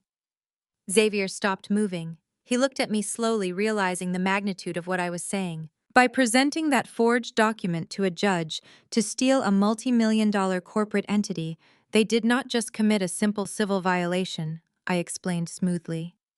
"They committed federal perjury. They committed federal forgery. And because they used it to bypass a corporate holding company, they committed massive federal fraud." I reached into my briefcase and pulled out my secure phone. I unlocked the screen and handed it to Xavier. "Call the Federal Bureau of Investigation." I commanded, my voice echoing with absolute authority in the quiet vehicle. "Contact the White Collar Crime Division immediately. We just caught them committing federal perjury and forgery. Let them throw their own victory party, because when the music stops, they will be trading those designer dresses for federal prison jumpsuits, and I will be the one holding the keys to the cell." 2 weeks passed since Vivian presented that forged document to the probate judge. During those 14 days, Vivian liquidated several minor subsidiary assets, draining the last available drops of cash she could legally access under her temporary injunction. She funneled every single cent into orchestrating the grandest, most obscenely expensive social event Atlanta had ever witnessed. She called it the Legacy Gala. It was designed to be her ultimate coronation. She intended to gather the absolute wealthiest and most influential members of Black high society in one room, solely to force me to publicly surrender my father and his massive empire. The night of the gala arrived with suffocating humidity. The venue was a sprawling historic mansion in the heart of Buckhead, entirely rented out and transformed for the evening. As my security detail pulled my armored sport utility vehicle up to the valet stand, a line of Maybachs, Bentleys, and Rolls-Royces stretched around the block. Valets in crisp white uniforms rushed to open doors for politicians, corporate titans, and media moguls. Xavier sat beside me in the back seat, running his hands over his bespoke tuxedo. He held a sleek silver briefcase resting on his lap. Inside that briefcase was the culmination of weeks of relentless forensic investigation, federal coordination, and undeniable evidence. "Are you ready for this?" Xavier asked, his voice steady, but laced with anticipation. "I have been ready for this since the day my father died," I replied. My security guard opened the door. I stepped out onto the plush red carpet that blanketed the mansion's steps. I did not wear flashy diamonds or oversized designer logos. I chose a breathtaking floor-length emerald silk gown. It was entirely understated, elegant, and projected an aura of absolute, untouchable power. My natural hair was styled in an immaculate updo. I looked exactly like a woman who owned the building, not a woman who was about to lose it. As Xavier and I walked through the towering mahogany doors, the sheer scale of Vivian and her desperate extravagance became apparent. Thousands of white orchids cascaded from the vaulted ceilings. Waiters carried silver trays loaded with premium champagne and caviar. A 12-piece classical orchestra played softly in the corner of the grand ballroom. The moment I stepped into the main hall, the music seemed to fade into the background. The low hum of elite conversation completely died down. Hundreds of eyes turned to look at me. The judgment in the room was palpable. Thanks to Chloe and her manipulated social media campaign, these people believed I was a greedy, vindictive extortionist trying to ruin a grieving widow. They glared at me with blatant disdain. I kept my posture perfectly straight, my expression an unreadable mask of calm confidence. Xavier and I made our way toward the center of the room. Before we could reach our assigned table, A sudden deliberate movement caught my eye. Chloe stepped directly into my path. She was wearing a heavily sequined, outrageously loud silver dress that desperately screamed for attention. She held a full crystal flute of champagne. As she walked past me, she intentionally stumbled violently, jerking her arm forward. The cold, sticky champagne splashed directly across the front of my emerald gown and soaked into my designer heels. "Oh my goodness," Chloe gasped loudly, ensuring the surrounding guests turned to watch the spectacle. "I am so incredibly sorry, Nia. I guess I just lost my footing. It is so hard to walk when you are carrying the weight of actual success." She let out a sharp, nasty laugh, completely breaking her fake apology. A few of her wealthy socialite friends standing nearby snickered in agreement. Chloe looked me up and down, her eyes filled with malicious delight. She thought she had just humiliated me in front of the city and its elite. She thought I would run to the restroom in tears. I did not flinch. I did not look down at my ruined shoes. I looked directly into Chloe and her smug, entitled eyes. "It is perfectly fine, Chloe," I said, my voice projecting clearly over the soft orchestral music. I know how difficult it must be for you to maintain your balance now that you do not have any brand sponsors left to support your lifestyle. Enjoy the free champagne tonight. It might be the last glass you ever drink outside of a visitation room." Chloe and her smirk instantly vanished. The color drained from her face as she remembered the absolute devastation of losing her entire influencer empire. She opened her mouth to retort, but no words came out. I stepped around her frozen figure and continued walking toward the front of the ballroom, leaving her standing in a puddle of her own spilled arrogance. A sharp tapping sound echoed through the massive sound system. The orchestra stopped playing entirely. The heavy velvet curtains on the main stage parted, and Vivian stepped up to the acrylic podium. She looked like a woman who had just conquered the world. She wore a stunning custom white couture gown. Resting against her collarbone was a massive multi-million-dollar diamond necklace. It was a necklace she had undoubtedly purchased using the money she stole from the charity funds. She bathed in the spotlight, soaking up the attention of the elite crowd. "Thank you all for being here tonight," Vivian began, her voice dripping with sickly sweet manufactured grace. "We gather here to honor the unparalleled legacy of my late husband, Richard Sterling. He was a titan of industry, a pillar of this beautiful community, and the love of my life." The crowd murmured in sympathetic agreement. Vivian paused, placing a delicate hand over her chest. "As many of you know, this transition has not been easy for our family." Vivian continued, projecting a tone of heartbreaking vulnerability. "We have faced dark spiritual attacks. We have faced internal betrayal.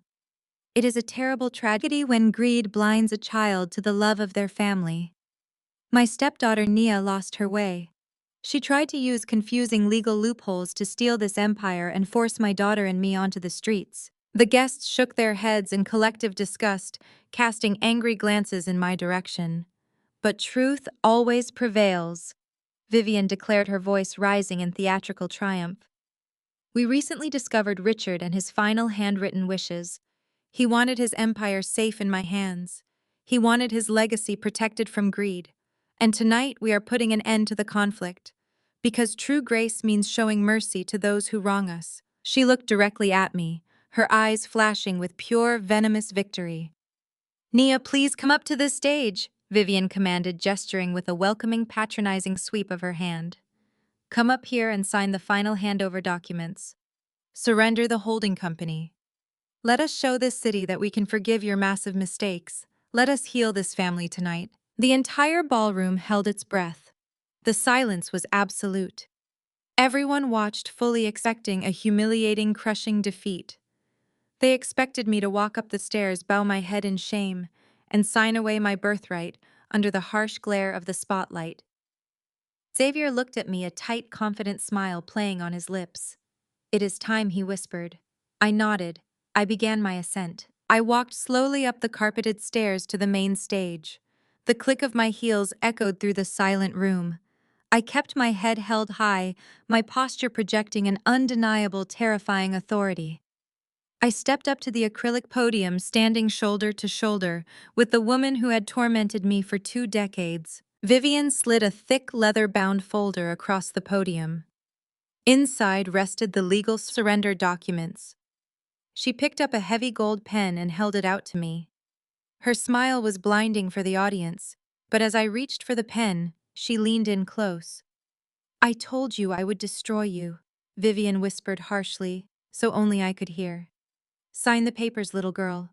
Your game is permanently over." I took the heavy gold pen from her manicured fingers. I looked down at the surrender documents. Then I looked up at the hundreds of powerful, influential faces staring at me from the ballroom floor. I did not sign the paper. I set the gold pen down on the acrylic surface. I reached into the small, structured clutch purse I had carried all evening. I pulled out a tiny, encrypted black flash drive.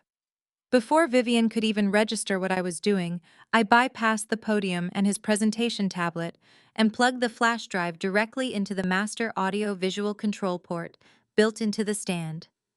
"What are you doing?" Vivian hissed, her eyes darting nervously toward the sudden change in my demeanor. "Sign the documents right now." I leaned forward and adjusted the microphone. "My stepmother speaks very eloquently about grace, forgiveness, and protecting my father and his legacy," I said, my voice ringing out with crystal-clear precision across the massive ballroom. "She claims that truth always prevails. And on that single point, I actually agree with her completely." Vivian grabbed my arm, her manicured nails digging into my skin. "Stop talking!" "Security!" she yelled away from the microphone. "Get her off the stage!" No one moved. The crowd was completely captivated by the sudden intense shift in power. Vivian claims she found a newly discovered handwritten document that gives her absolute control over this entire empire. I continued, easily brushing her hand off my arm. "But before I sign over my father and his lifelong legacy, I think we should all read his final undeniable words." I pressed the execution key on the podium tablet. The lights in the ballroom dimmed instantly. The massive high-definition presentation screens spanning the entire wall behind us flickered to life. The audience gasped as a document appeared on the screens. But the screen did not show the handwritten forged will Vivian had submitted to the probate court. It did not show a surrender document or a corporate lease agreement. It showed a highly classified, heavily guarded legal document. The bold black letters at the top of the screen were impossible to miss. It read, "Premarital Asset Protection and Annulment Agreement between Richard Sterling and Vivian Sterling." It was their official, unedited prenuptial agreement, and I was about to use it to execute the most brutal, legally binding financial destruction this city had ever seen. I knew the exact moment Vivian realized she was trapped. Her breathing stopped entirely as the projection illuminated the ballroom. Her entire calculated facade was crumbling into dust. The elite society members were staring at the glowing words, trying to comprehend the magnitude of the revelation. They were about to witness the absolute definitive end of her deceptive reign. The trap had sprung flawlessly, locking her inside a prison of her own making. The final strike was imminent, and she had absolutely no escape. 14 days passed. Vivian liquidated minor unrestricted subsidiary assets, draining the last available drops of cash she could legally access under her temporary injunction. She funneled every cent into orchestrating the most expensive social event Atlanta had ever witnessed. She called it the Legacy Gala. It was designed to be her undisputed moment of triumph. She intended to gather the absolute wealthiest members of Black high society in one room solely to force me to publicly surrender my father and his empire. The night of the gala arrived. The venue was a sprawling historic mansion in Buckhead. As my private security detail pulled my armored vehicle up to the valet stand, a line of Maybachs and Rolls-Royces stretched around the block. Valets in crisp white uniforms rushed to open doors for corporate titans and media moguls. Xavier sat beside me in the back seat, running his hands over his bespoke tuxedo. He held a sleek silver briefcase resting perfectly on his lap. Inside that briefcase was the culmination of weeks of forensic investigation and undeniable evidence. "Are you ready for this?" Xavier asked. "I have been ready for this since the day my father died," I replied. My security guard opened the heavy vehicle door. I stepped out onto the plush red carpet that blanketed the mansion steps. I chose a breathtaking floor-length emerald silk gown. It was entirely understated, elegant, and projected an aura of absolute untouchable power.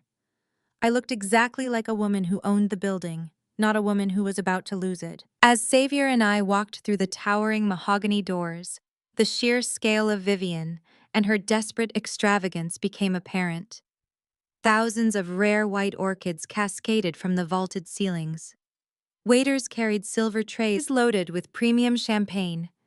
A classical orchestra played softly in the corner of the grand ballroom. The moment I stepped into the main hall, the music seemed to fade into the background.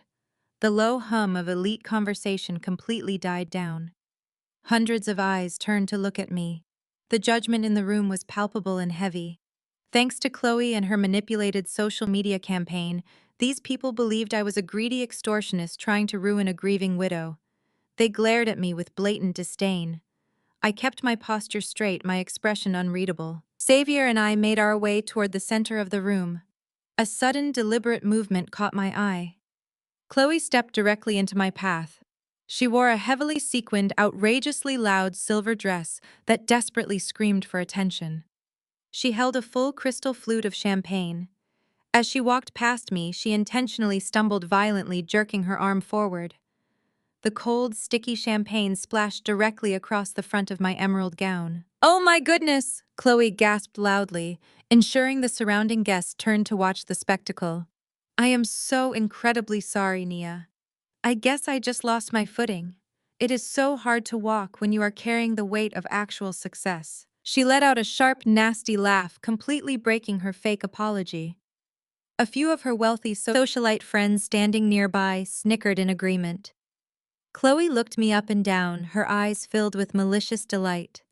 She thought she had just humiliated me in front of the city and its elite. I did not flinch. I did not look down at my ruined shoes. I looked directly into Chloe and her smug, entitled eyes. "It is perfectly fine, Chloe," I said, my voice projecting clearly over the soft orchestral music. "I know how difficult it must be for you to maintain your balance now that you do not have any brand sponsors left to support your lifestyle. Enjoy the free champagne tonight. It might be the last glass you drink outside of a federal visitation room." Chloe and her smirk instantly vanished.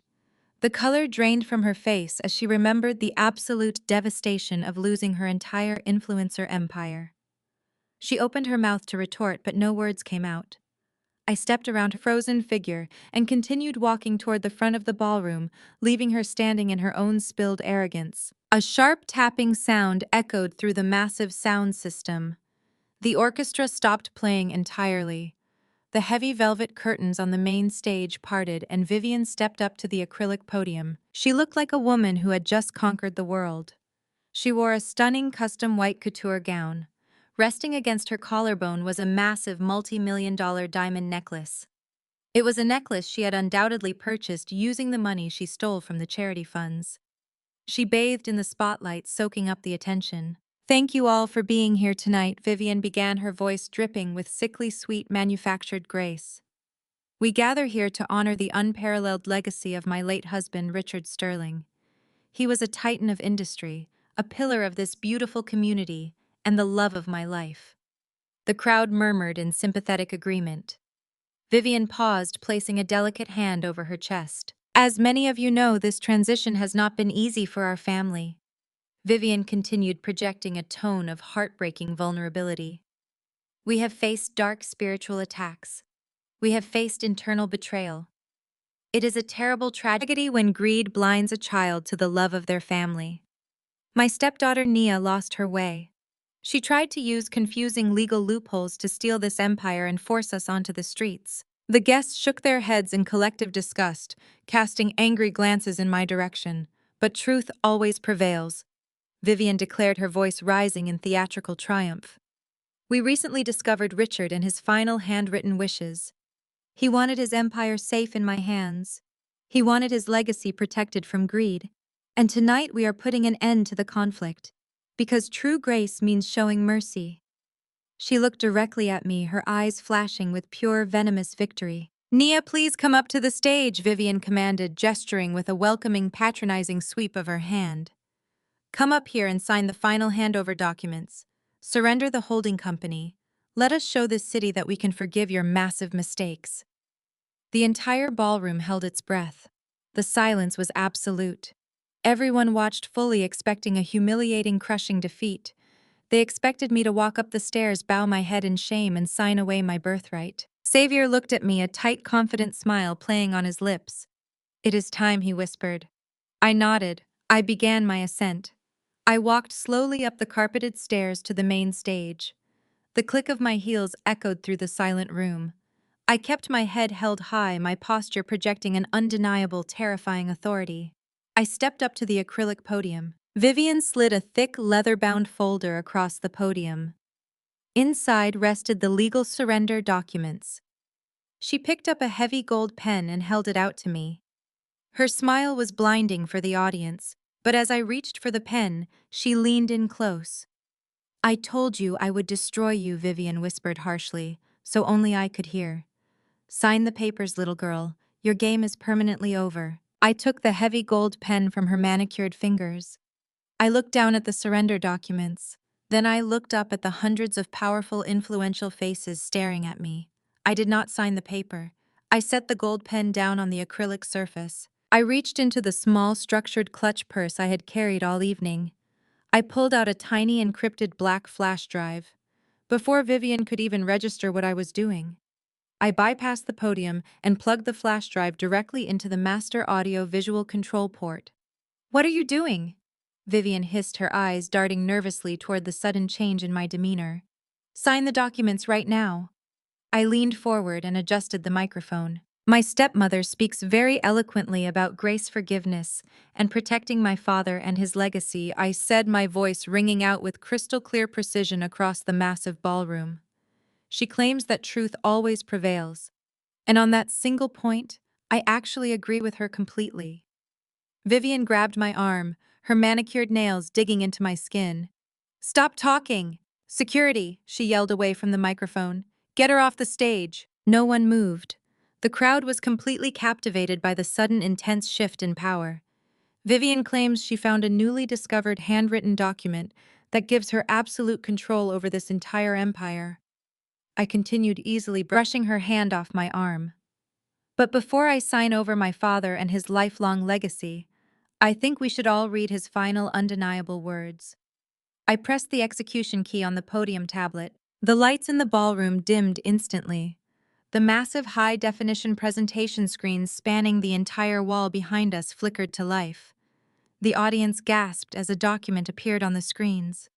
But the screen did not show the handwritten forged will Vivian had submitted to the probate court. It did not show a surrender document or a corporate lease agreement. It showed a highly classified legal document. The bold black letters at the top of the screen were impossible to miss. It read, "Premarital Asset Protection and Annulment Agreement." It was their official, unedited prenuptial agreement, and I was about to use it to execute the most brutal, legally binding financial destruction this city had ever seen. I knew the exact moment Vivian realized she was trapped. Her breathing stopped entirely as the projection illuminated the ballroom. Her entire calculated facade was crumbling into dust. The elite society members were staring at the glowing words, trying to comprehend the magnitude of the revelation. They were about to witness the absolute definitive end of her deceptive reign. The trap had sprung flawlessly, locking her inside a prison of her own making. The final strike was imminent, and she had absolutely no escape. "Turn off the screen right now!" Vivian shrieked at the top of her lungs, her perfectly manicured hands clawing at the sleek acrylic podium. "Cut the power to the entire building. Security, get up here and remove her immediately." The private security detail hired for the gala surged forward from the perimeter of the ballroom. 4 men in dark suits rushed toward the side doors leading to the audio-visual control room. They grabbed the heavy brass handles and yanked, but the doors did not budge an inch. Xavier stood casually near the edge of the stage, holding a small digital remote. He had remotely engaged the magnetic lockdown protocol for the entire technical suite before Vivian even realized what was happening. The guards pounded their fists against the thick oak doors, completely unable to breach the room or sever the power supply. The trap was absolutely perfectly sealed shut. The massive screens continued to bathe the horrified audience in a harsh, unforgiving white light. The elite guests, politicians, and corporate moguls who had just been applauding Vivian were now staring at the projected legal document in absolute shock. The whispers morphed into loud gasps. The impenetrable facade of the Sterling family was being ripped apart in real time, and no one could look away. I stepped back up to the microphone, completely ignoring Vivian as she frantically searched for a way to unplug the podium. "My father knew exactly who you were, Vivian," I said, my voice echoing like thunder across the cavernous ballroom. "He knew about your vanity. He knew about your endless greed. He knew that the moment his heart stopped beating, you would try to strip his biological children of their rightful legacy. He played the role of the incredibly doting husband perfectly every single day. But he was a businessman first. He always protected his investments." Vivian froze her hands, shaking violently as she stared at the giant screen behind us. The legal jargon was dense, but the highlighted sections were impossible to misunderstand. That is why he included the loyalty clause in Section 4 of this prenuptial agreement. I continued enunciating every single syllable for the silent crowd. "It explicitly states that if you are ever found guilty of embezzling, defrauding, or attempting to steal from his biological children, the marriage is posthumously annulled regarding all financial assets." The words hung in the humid air of the ballroom. The absolute severity of the clause was staggering. It was not just a financial penalty. It was a complete eradication of her status as his widow. "If you violate this specific clause, you do not just lose your share of the operating company," I explained clearly. Looking out at the sea of wealthy faces, I made sure everyone understood the stakes. You lose your claim to the estate. You lose the life insurance policies. You lose the trust funds. You lose absolutely everything. The law treats it as if this marriage never existed financially. A collective gasp ripped through the crowd. The women who had just been air-kissing Vivian on her cheeks were now pulling out their cell phones, frantically texting their social circles. The men who had been negotiating backdoor deals with DeAndre earlier in the evening were stepping backward, physically distancing themselves from the impending fallout. Vivian was instantly radioactive. Vivian turned deathly pale. The heavy diamond necklace resting against her collarbone suddenly looked like a glittering shackle. She gripped the sides of the acrylic podium so hard her knuckles turned completely white. Her chest heaved as she struggled to pull oxygen inside. Into her panic-stricken lungs, she tried to find her voice. "You have no proof of fraud," Vivian stammered loudly, her voice shrill and desperate as she leaned into the microphone. "You are standing up here spouting absolute lies. The probate judge accepted the codicil this morning. The court verified the signature. The justice system legally suspended your holding company. You are a bitter, jealous girl trying to use an outdated contract to terrorize your grieving family." Chloe stood frozen near the front row of tables. The champagne glass she had used to ruin my emerald gown slipped from her trembling fingers. It shattered against the polished marble floor, but nobody even glanced in her direction. Chloe looked up at her mother, her eyes wide with mounting terror. She finally realized that her impulsive, vindictive social media smear campaign had just backfired in the most catastrophic way possible here tonight. "You forged a document because you were desperate," I said, turning to look Vivian dead in the eyes. "You drained your accounts to throw this lavish party because you needed a public spectacle to force my surrender. You thought you could trap me in front of all these influential people. But you severely underestimated the daughter of Richard Sterling. I do not play games with amateurs. I am not an amateur," Vivian screamed, completely abandoning her refined high society persona. "I am the matriarch of this empire. I am the one who stood by your father while you hid in your computer labs. That codicil is completely real. You have absolutely no evidence of forgery. You have no evidence of embezzlement. You are making wild accusations to ruin my night, and I am going to sue you for every single penny you have left." The tension in the ballroom reached its maximum breaking point. The elite guests shifted uncomfortably, waiting to see who would deliver the final fatal blow in this heavyweight corporate brawl. Vivian puffed out her chest, trying to project a false sense of untouchable confidence. She genuinely believed her meticulous forgery was flawless. She believed the lack of a paper trail would save her. I smiled a chilling, victorious smile. It was a smile that promised absolute ruin. I do not need proof, I said smoothly, my voice cutting through her desperate shouting. Your son-in-law already provided it. I reached down to the digital tablet embedded in the podium. With one swift motion, I tapped the execution button for the secondary audio file. The massive screens behind us shifted from the prenuptial agreement to a stark black background, displaying a simple audio waveform. The sound of DeAndre sobbing uncontrollably suddenly blasted clearly through the giant, concert-grade speakers of the grand ballroom vibrated. His pathetic broken voice echoed off the towering walls, filling every corner of the historic mansion. Please, Nia, I am begging you, DeAndre cried through the speakers.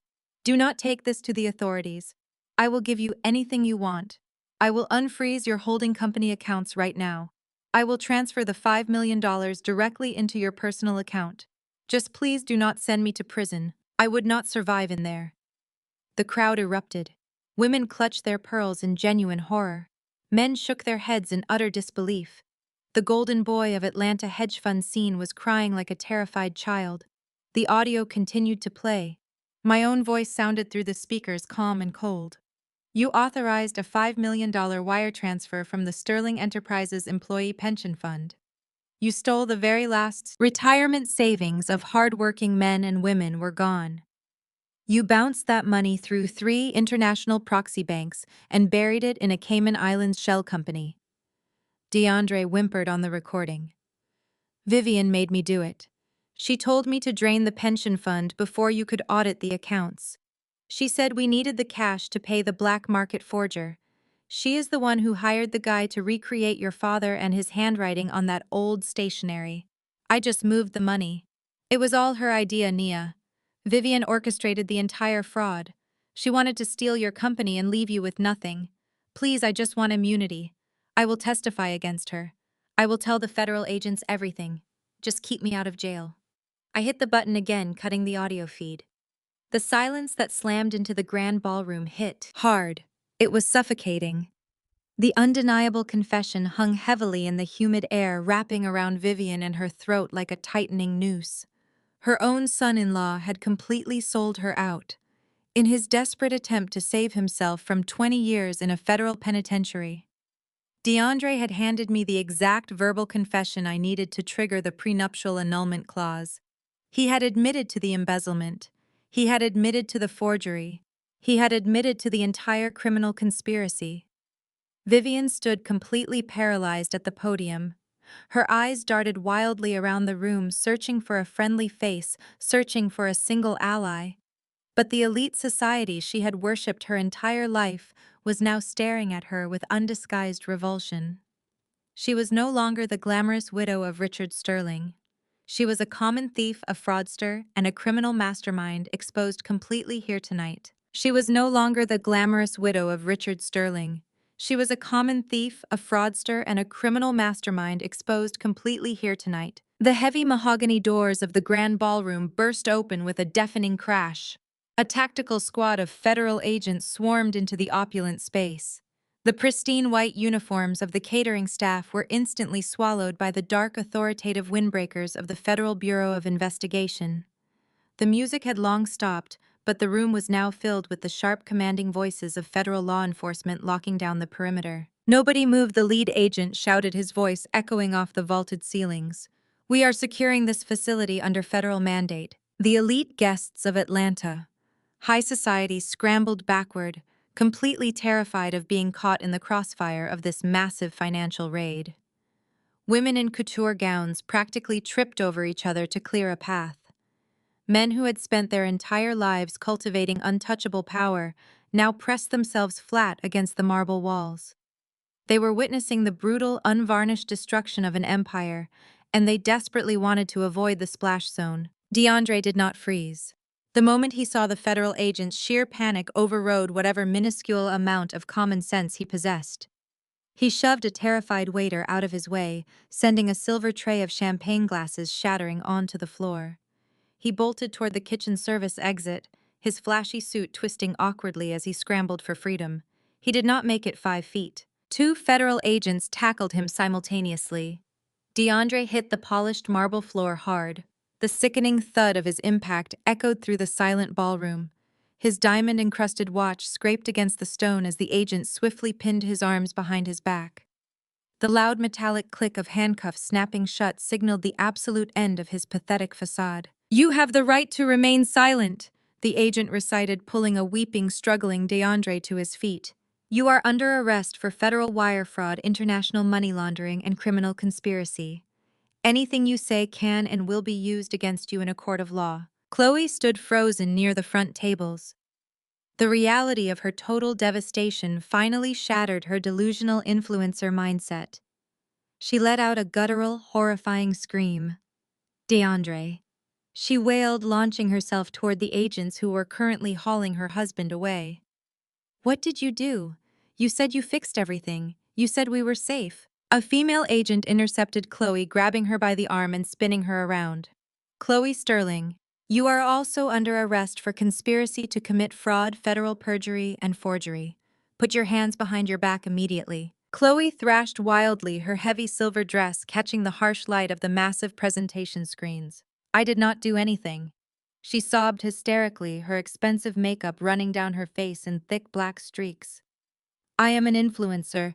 I am a brand ambassador. You cannot do this to me. Nia set us up. My stepsister set us up." The agent ignored her frantic screaming, securing the handcuffs tightly around Chloe's wrists. The elite crowd watched in absolute disgust. The golden child of Vivian Sterling was being hauled away like a common street criminal.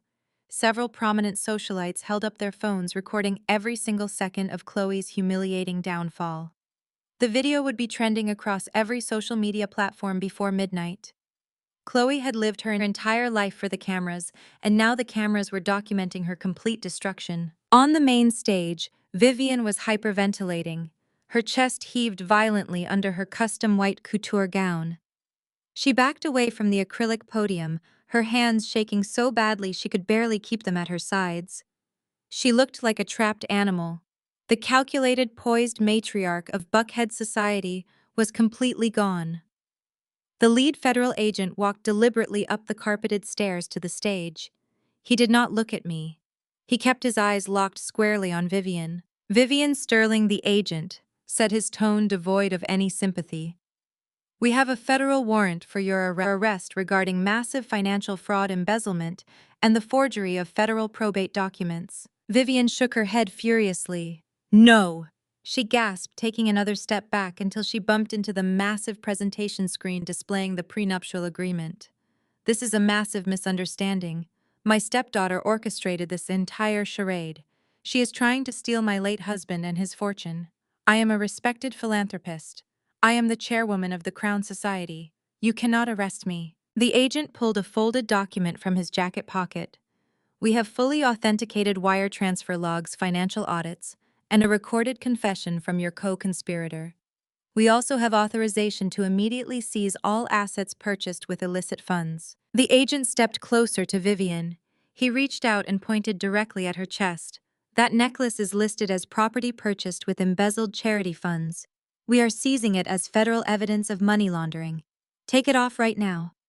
Vivian gasped, her hands flying up to protect the multi-million-dollar diamond necklace resting against her collarbone. "No!" she shrieked, her voice cracking with absolute desperation. "Richard bought this for me. It is mine. You cannot take my jewelry." "Take it off, Mrs. Sterling," the agent commanded, his voice turning incredibly stern. "Or I will physically remove it from your neck myself." Vivian trembled uncontrollably. She fumbled with the intricate clasp at the back of her neck, her manicured nails catching on the heavy diamonds. The clasp finally gave way. The massive glittering necklace slid off her skin. The agent snatched it from her hands, dropping the priceless piece of jewelry into a sterile, clear plastic evidence bag. The symbolism was breathtaking. Vivian was being stripped of her wealth, her status, and her dignity in front of the exact people she had spent her life trying to impress. The reality of her total, inescapable ruin finally crushed her. The sheer weight of the impending federal prison sentence forced her to her knees. Vivian collapsed onto the stage. The pristine white fabric of her couture gown pooled around her on the floor. She looked up at me, her face a twisted mask of absolute terror and pathetic desperation. "Please, Nia." Vivian sobbed, the tears streaming freely down her face, ruining her perfect complexion. "Please do not do this to me. I raised you. I took care of you when your father was busy. We are family. You cannot send your own mother to prison. If you let them take me, Chloe and I will have absolutely nothing. We will be ruined. Please show some mercy. I am begging you." I stood over her. I did not feel a single ounce of pity. I did not feel guilt. I felt the profound, settling calm of total justice. For 20 years, this woman had made my life a living hell. She had mocked my heritage, insulted my appearance, and tried to steal the legacy my father and I had built together. She had tried to leave me homeless and penniless. I looked down at her with absolute, unwavering composure. My posture was perfectly straight. My emerald silk gown caught the light, projecting an image of untouchable power. "You stopped being my family the day you decided my father and his wealth was more important than his life," I said, my voice smooth and icy cold. "You threw away your own legacy the moment you forged his name." I calmly reached into my structured leather clutch purse. My fingers brushed against the item I had placed there earlier this morning. I pulled it out. It was a crisp, newly printed $100 bill. I held it up, letting the bright stage lights illuminate the currency. Vivian stared at it, her weeping eyes filled with utter confusion. "5 years ago, you threw me out of my own home," I said, making sure my voice carried across the silent, watching ballroom. "You tossed $100 bill at my feet and told me to take a taxi to the ghetto because I was an embarrassment to your perfect society image. You told me I would never be anything more than a broke, ordinary failure." I extended my hand over Vivian and her trembling, kneeling form. I let go of the crisp bill. It fluttered through the air, drifting down slowly, until it landed perfectly on the pristine white fabric of her expensive couture gown, resting exactly at her knees. It mirrored the exact moment of agonizing cruelty she had inflicted upon me years ago. "Take this pocket change and pay for a cab, Vivian," I said, delivering the final fatal blow to her entire existence. "Because you no longer have a car, a house, or a legacy, you are completely finished." The federal agent grabbed Vivian by her arms, hauling her roughly to her feet. The heavy steel handcuffs clicked securely around her wrists. Vivian let out a long, agonizing wail of pure defeat. The sound echoed through the ballroom, but no one moved to help her. The elite crowd simply watched in hushed awe as the false queen of Atlanta society was permanently dethroned. I did not stay to watch them march her out. I turned my back on Vivian, completely dismissing her from my life. I walked gracefully down the carpeted stairs of the stage, Xavier falling perfectly into step beside me. The crowd of wealthy socialites automatically parted, creating a wide, respectful path for us to exit. They no longer looked at me with disdain. They looked at me with profound, terrified respect. We walked out the heavy mahogany doors of the mansion and stepped into the humid night air. The driveway was absolute chaos. Federal agents were loading DeAndre, Chloe, and Vivian into separate, heavily armored squad cars. I stood next to my tinted SUV watching the scene unfold. The flashing red and blue lights of the police cruisers illuminated the dark sky, casting brilliant, chaotic reflections off the massive glass doors of the historic mansion. Xavier stood next to me, holding his silver briefcase. He looked at the flashing lights, then turned to me with a deeply satisfied smile. "We just caught them committing federal perjury and forgery," I said, smiling sharply at my brilliant lawyer. "We let them throw their own massive victory party, and now the final bill has finally come due. We ensured that this great city would remember exactly what happens when you attempt to steal a legacy you never rightfully earned. The Sterling Empire is officially clean, and my father can finally rest in absolute peace tonight. Our long, exhausting digital war is completely over." 6 months later, the dust from the Legacy Gala had finally settled. The once untouchable Sterling family had been completely dismantled by the justice system. DeAndre pled guilty to federal wire fraud and money laundering in a desperate attempt to reduce his sentence. It did not work. The judge, citing the sheer arrogance of his crimes and the brazen theft of the employee pension funds, sentenced him to 15 years in a federal penitentiary in Florida. His flashy suits and leased sports cars were gone, replaced by a standard-issue jumpsuit. Vivian fought the charges, initially draining the last of her hidden reserves to hire high-profile defense attorneys. But the evidence was insurmountable. The financial audits, the wiretap recording, and the undisputed proof of the forged codicil left her no defense. She ultimately pled guilty to conspiracy to commit fraud and perjury. Vivian lost absolutely everything. Because of the annulment clause in the prenuptial agreement, she was legally stripped of her widow status. She received zero inheritance. The $10 million Buckhead estate was seized by my holding company.